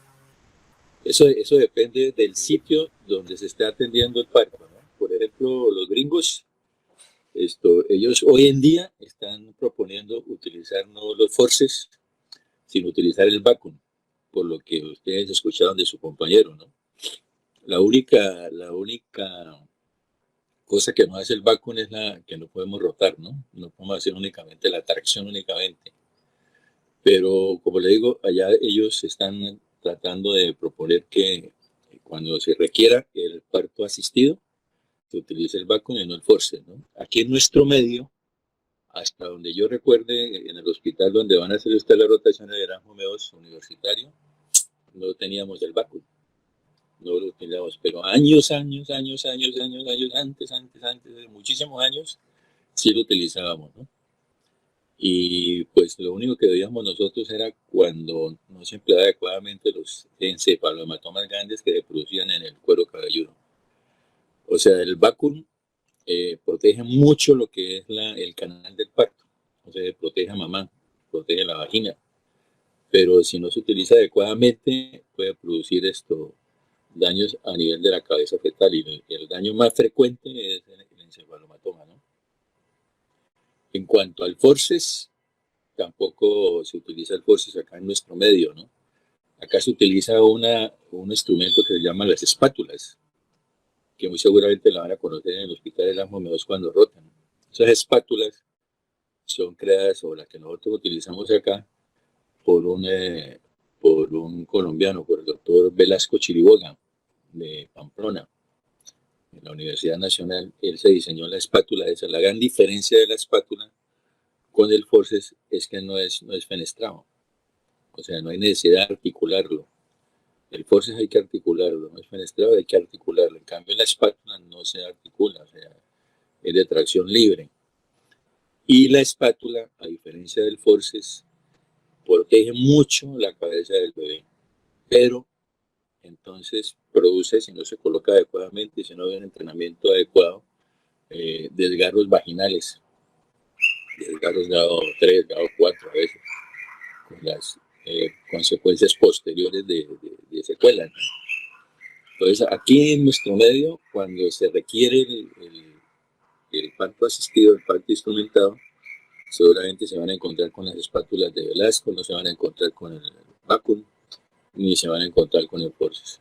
Es para que revisen el tema de las espátulas de Velasco, que es muy importante. La colocada es más o menos similar al forceps, ¿no? O sea, si van a las imágenes de sus compañeros es más o menos igual, pero la única diferencia es que no se articula. Esa es más o menos la idea. Y cuando uno hace la tracción, tiene que seguir la curva de Carus para evitar ante todo el daño de las paredes vaginales, que es lo que más frecuentemente se produce con las espátulas. ¿Alguna otra pregunta?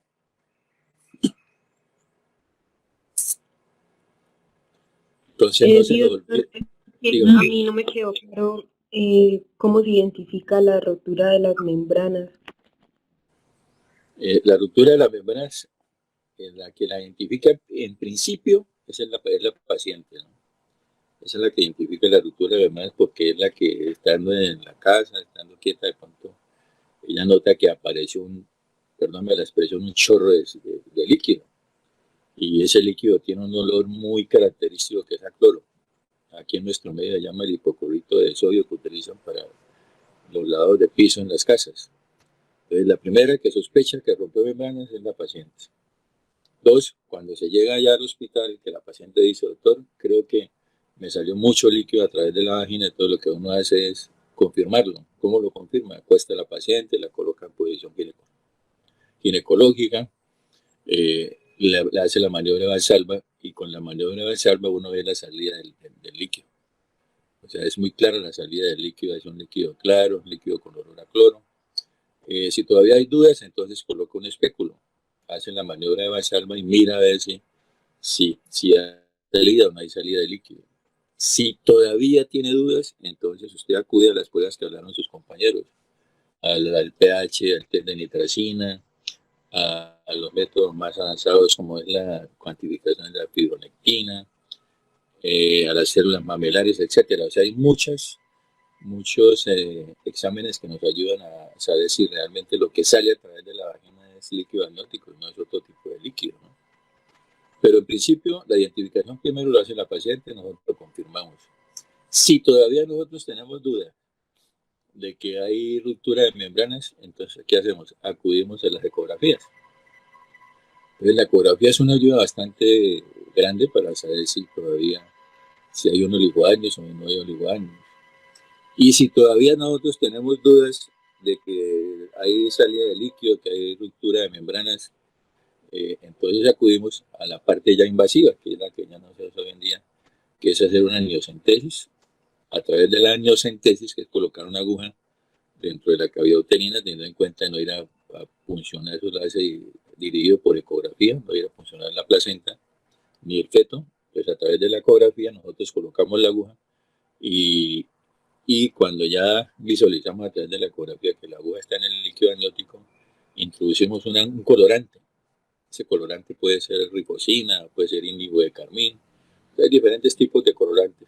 Inyectamos el colorante, colocamos una compresa en vagina, ponemos a movilizar la paciente y si la compresa marca el color que nosotros utilizamos del colorante, pues ahí confirmamos definitivamente que sea una ruptura de membranas. Entonces son los pasos para saber si realmente hay ruptura o no hay ruptura de membranas. ¿De acuerdo? Listo, doctor, muchas gracias. Otra pregunta, qué pena. ¿Cómo reconocemos la posición del cuello uterino? Lo que dijo también su compañero, hay dos parámetros importantes, que es el sacro y que es el pubis. La posición, entonces, si está hacia el sacro, pues es posterior. Si está en una posición intermedia entre lo que es el pubis y el sacro, decimos que es una posición intermedia. Y si está hacia el pubis, decimos que el cuello está anterior. Porcentaje bastante alto,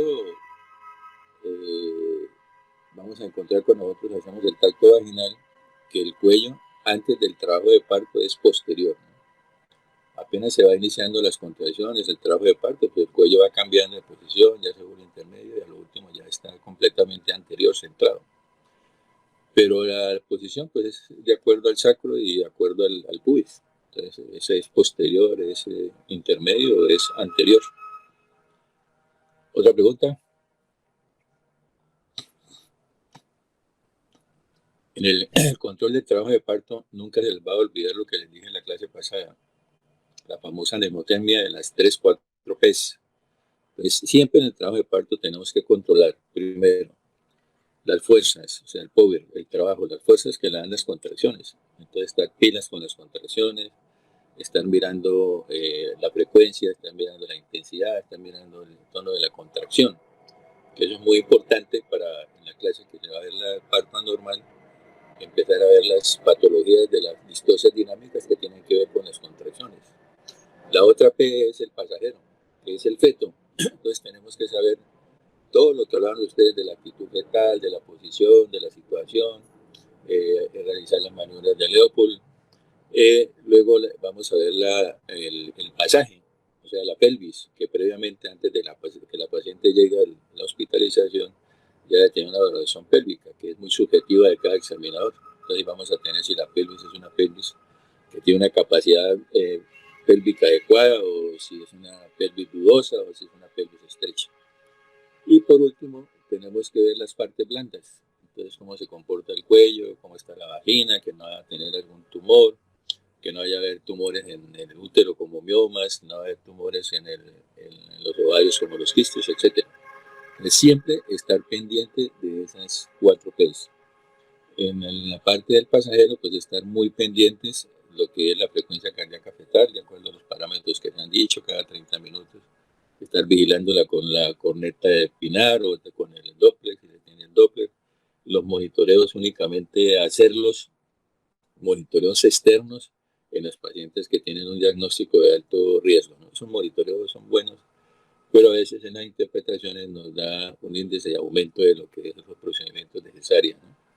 El monitoreo debe utilizarse siempre que hay pacientes de alto riesgo o cuando nosotros tenemos problemas de identificar la frecuencia cardíaca porque la mamá tiene un poligranis o porque la mamá es muy obesa, entonces tenemos que acudir al monitoreo, ¿de acuerdo? ¿Algo más?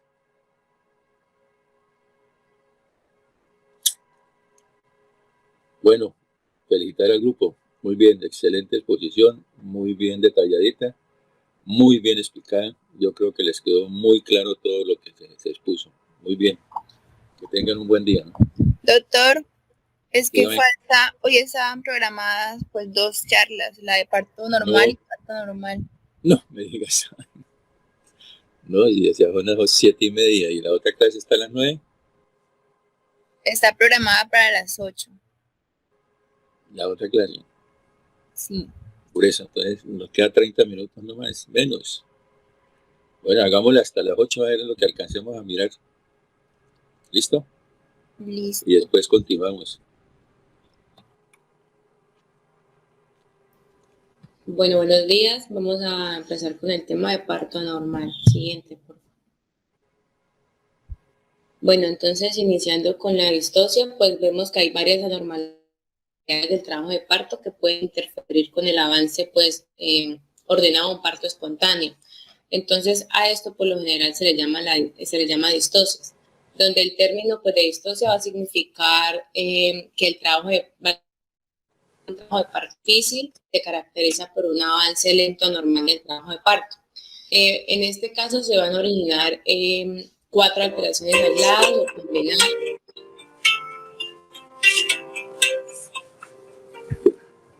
Donde en primer lugar vamos a tener que algunas veces las fuerzas de expulsión van a ser anormales, como cuando las contracciones uterinas pueden carecer de suficiente intensidad o coordinación como para borrarla y dilatar el cuello uterino, o cuando los esfuerzos de los músculos voluntarios maternos se encuentran alterados durante la fase del trabajo de parto.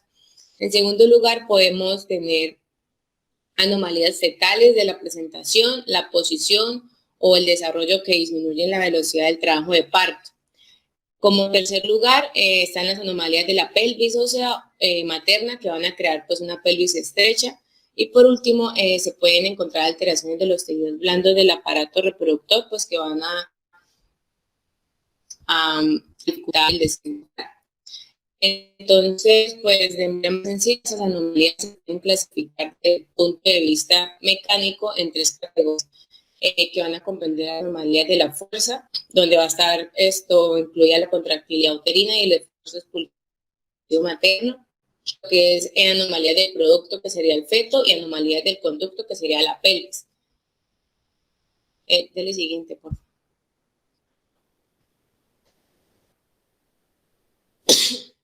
Entonces, acá hay un cuadrito donde se pueden enumerar pues, los datos clínicos que se encuentran más frecuentes en las mujeres con esas anomalías. También hay una característica de la distocia, donde en este cuadro muestran pues a menudo pues cómo actúan en concierto para producir un trabajo de parto disfuncional. Entonces, pues hoy en día se utilizan con frecuencia ciertas expresiones como lo que es la desproporción cefalopélvica, y falta de avance para describir el trabajo de parto, que es poco eficaz. Entonces, de estas, el término desproporción cefalopélvica se empezó a usar antes del siglo XX para poder describir lo que es un trabajo de parto obstruido como un resultado del desequilibrio entre el tamaño de la cabeza fetal y la pelvis materna. En la presente, esta desproporción absoluta es poco frecuente y la mayor parte de los casos se genera de una posición anómala de la cabeza fetal dentro de la pelvis o por presencia de contracciones uterinas poco eficaces. Pero pues la verdad, la desproporción es un diagnóstico poco convincente porque se han visto que en casi el 66% de las mujeres que son sometidas a cesáreas por esta razón anteriormente mencionada, al final pueden tener partos vaginales de recién nacidos más grandes. Y la fase, pues, falta de avance en el trabajo de parto, ya sea espontáneo o incluido, es una pues, descripción cada vez más generalizada del trabajo de parto que es poco eficaz. Siguiente.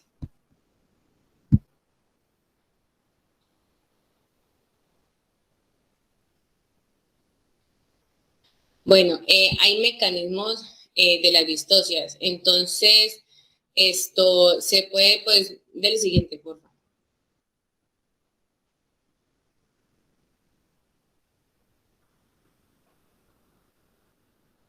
Entonces se puede visualizar el segmento inferior uterino al término del embarazo y al final del trabajo de parto. Cuando concluye el embarazo, la cabeza fetal debe encontrar un segmento uterino inferior relativamente pues, más grueso y un cuello sin dilatación para atravesar el conducto de parto. El músculo uterino pues está menos desarrollado y supuestamente es menos potente, menos fuerte. Las contracciones uterinas, la resistencia del cuello uterino y la presión anterograda ejercida por la cabeza fetal van a constituir los factores que van a influir en el avance del primer periodo de trabajo de parto. Entonces, como se muestra en la figura, en la parte B, después de la dilatación completa del cuello uterino, la relación mecánica entre el tamaño y la posición de la cabeza fetal y la capacidad pélvica, es decir, lo que es la proporción fetopélvica, se hace más clara conforme al feto, cuando el feto desciende. Por ende, pues las anomalías de la proporción fetopélvica se van a tornar más obvias una vez que alcanza el segundo periodo. Pueden ocurrir disfunción del músculo uterino por sobredistensión, trabajo de parto obstruido o se pueden presentar las dos. Entonces, por lo general, el trabajo de parto ineficaz se acepta como un posible signo precautorio de la desproporción fetopélvica. La clasificación artificial de las anomalías de trabajo de parto en disfunción uterina pura y desproporción fetopélvica van a simplificar la descripción, pero constituyen una caracterización incompleta porque pues esas dos tienen un vínculo bastante intenso. Siguiente.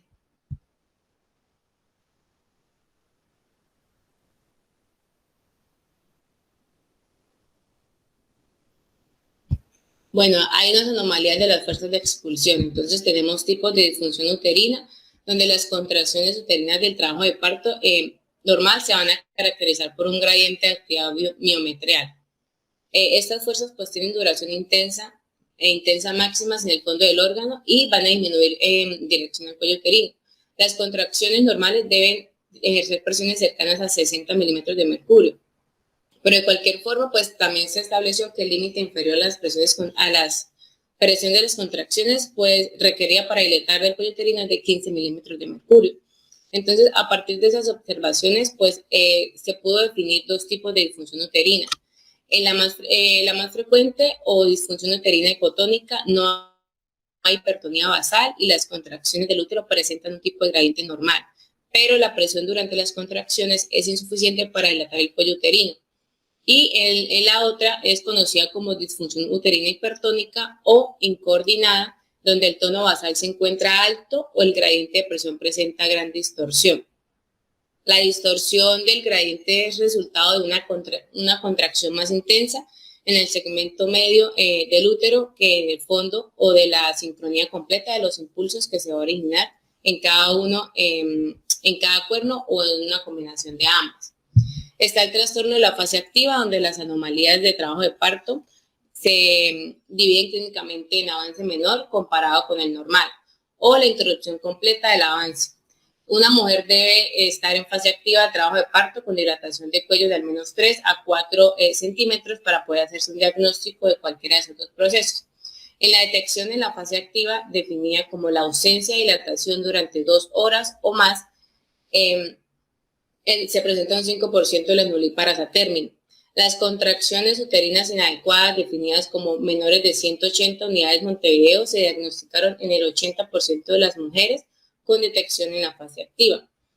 La Organización Mundial de la Salud propuso un partograma de atención de trabajo de parto en el que se define el retraso como la presencia de una dilatación del cuello uterino de al menos 1 centímetro por hora durante un mínimo de 4 horas. Siguiente. No, perdón. Déjenla. Y tenemos el trastorno del segundo periodo, donde el segundo periodo del trabajo de parto va a incorporar muchos de los movimientos cardinales necesarios pues, para que el feto pase a través del conducto de parto. Según esto, pues la desproporción entre el feto y la pelvis suele tornarse evidente durante el segundo periodo de trabajo de parto. Y hasta hace poco, pues, se han cuestionado o han habido reglas no cuestionadas que van a limitar la duración del segundo periodo. Esas reglas se establecieron en la obstetricia estadounidense en el siglo XX, donde derivaron de la preocupación en cuanto a la salud materna y fetal, sobre todo en cuanto a infecciones, y llevó a procedimientos difíciles de aplicación de forceps. Dicho periodo se limitaba en nulípara a 2 horas y se ampliaba a 3 horas cuando se había utilizado la analgesia local. Y para multiparas el límite era de 1 hora con ampliación de 2 horas en presencia de analgesia regional. Ahora sí, siguiente. Y estas pues son las unidades de Montevideo, pues cómo se miden. Entonces, pues es como el producto de la intensidad de las contracciones en milímetros de mercurio por el número de contracciones en 10 minutos. Entonces, las unidades de Montevideo se van a calcular al restar la presión uterina basal de la presión máxima de cada contracción en un espacio de 10 minutos y al sumar las presiones generadas. Entonces, por ejemplo, hay 5 contracciones que se producen en cambios de presión y esto es una suma de 240, donde lo normal debe ser de 200 y mayor a 200. Siguiente. Bueno, entonces, hablando de las fuerzas que resultan del pujo materno, lo normal es que la fuerza combinada de las contracciones uterinas y la musculatura abdominal impulsen el feto hacia abajo, pero resulta que en algunas ocasiones esta fuerza que es creada por esas contracciones se afecta lo suficiente para reducir entonces la velocidad o incluso llegan a impedir el parto vaginal espontáneo.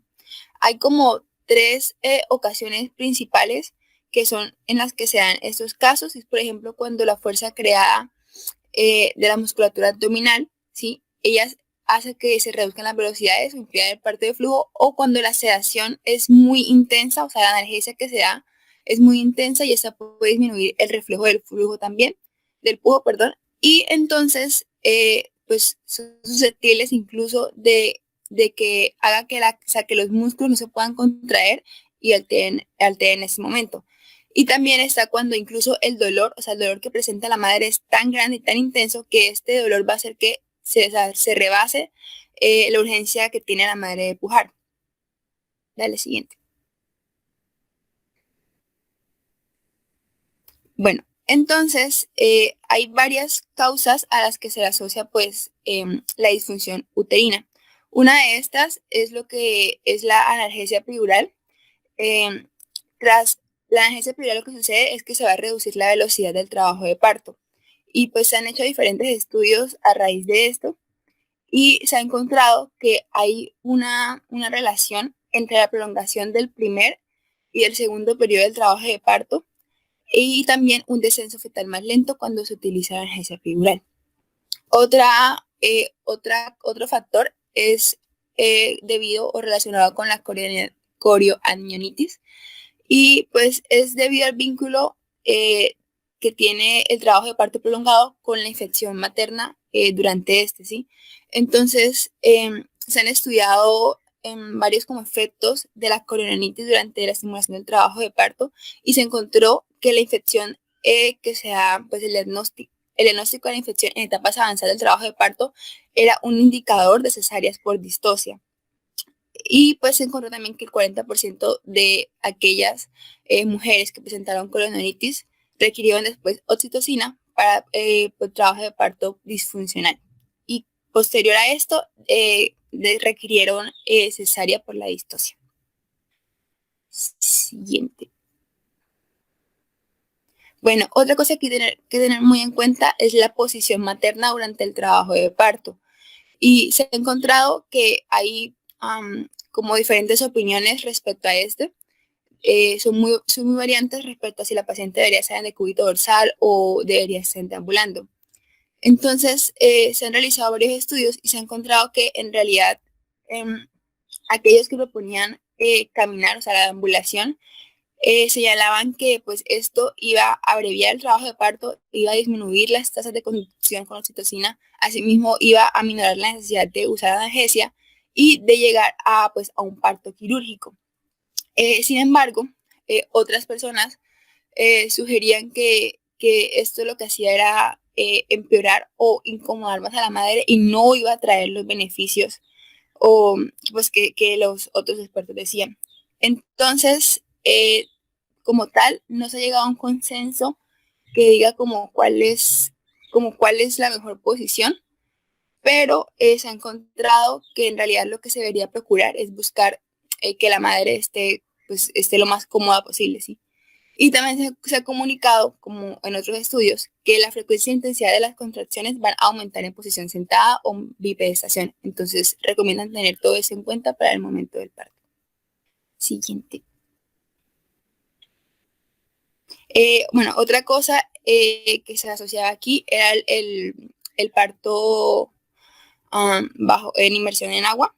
Entonces, también aquí hay mucha disputa porque pues se dice que ayuda a relajación, a que la mujer esté más cómoda, pero, bueno, y también al hecho de que disminuía la frecuencia de usar analgesia epidural, pero se encontraban que hay muy pocos casos en realidad en los que se ha asociado a ahogamiento, hiponatremia, a infección de origen hídrico, asimismo a rotura de cordón umbilical y a policitemia. Entonces, eso también, pues, aún no hay un consenso claro. Siguiente.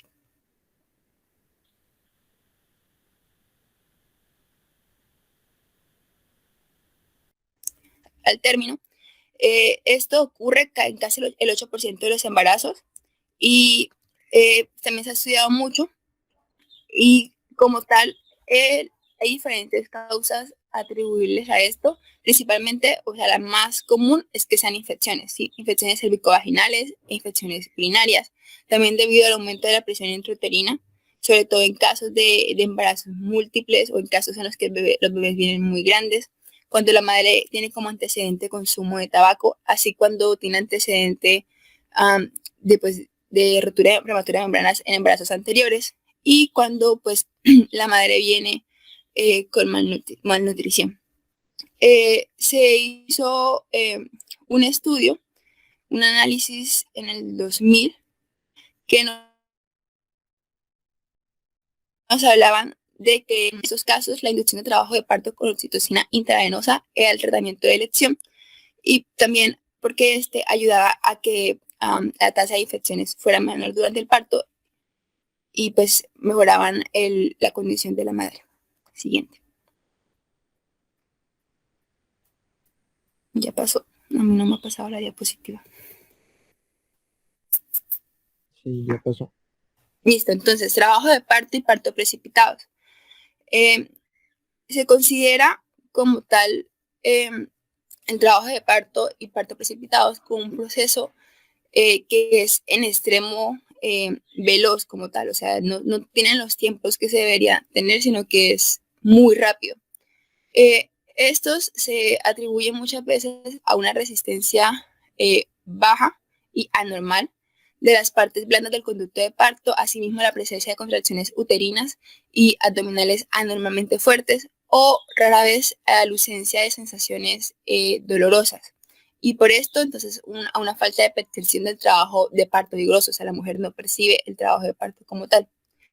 En 1972, Hughes dijo o reportó que el trabajo de parto precipitado culmina con la expulsión del feto en menos de 3 horas. Entonces, la pregunta viene acá en la siguiente. ¿En qué efectos tiene para la madre y qué efectos tiene para pues, el feto, el recién nacido, ese parto precipitado? Entonces se encontró que como tal, rara vez, en la madre rara vez se acompaña de complicaciones como tal graves, sobre todo si hay un borramiento notable del cuello uterino y si se puede distender, ¿sí? Y si la vagina se ha distendido previamente. Pero si no sucede esto, por lo general, el útero sí sufre una hipotonía después del nacimiento. Y sobre lo que es el feto y el recién nacido, en realidad, pues, se ha encontrado como tal es una evolución perinatal adversa que es debido pues, al parto precipitado que pueden identificarse y pues también mucho con respecto a que pues como viene tan rápido o como es tan veloz, en algunos casos tal vez ante un médico no experimentado se han reportado casos de, pues, de que el recién nacido se cayó al piso y se lesiona y pues necesita reanimación y muchas veces no se tiene pues todo eso en cuenta y pues termina en un resultado fatal. Siguiente. Entonces, bueno, ahora vamos a hablar de lo que es la desproporción fetopélvica. Tiene que ver como tal pues, con la capacidad pélvica.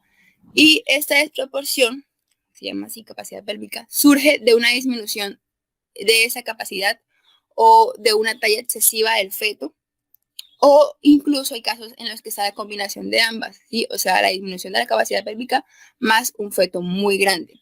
Entonces, cualquier estrechez de los diámetros pélvicos que vaya a disminuir esa capacidad pues la capacidad pélvica como tal va a crear distocias durante el trabajo de parto. Puede haber estrechez de planos de entrada, puede haber estrechez de planos pues, medios o de salida. Y pues vamos a ver cada uno de estos. Entonces, dale al siguiente. Con respecto a la estrechez de plano de entrada pélvico, suele considerarse cuando hay un diámetro más pequeño o menor a 10 centímetros o un diámetro transversal mayor que mida menos de 12 centímetros. Entonces, dale al siguiente. Ese es en de entrada. También está, ay, no, atrás. Atrás, la anterior. Falta el atrás, otra vez. Ese.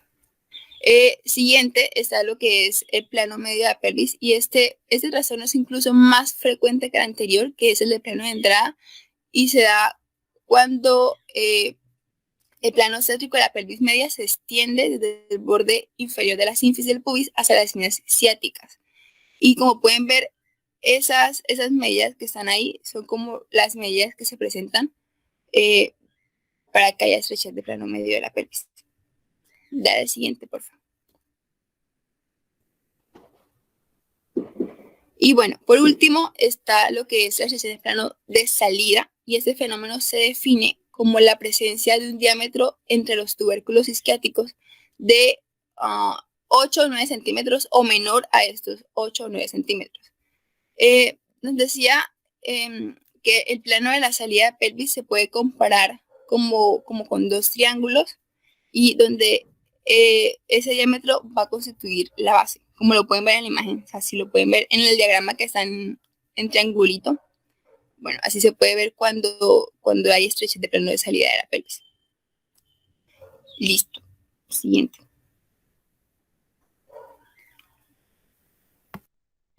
Hola, buenas. Entonces tenemos... Daniela, dejamos hasta ahí, continuamos Ay, después, perdón. doctor, ya son las 8. Listo, sí, después continuamos. ¿Listo? Listo, doctor. Bueno, gracias, muy amables, gracias.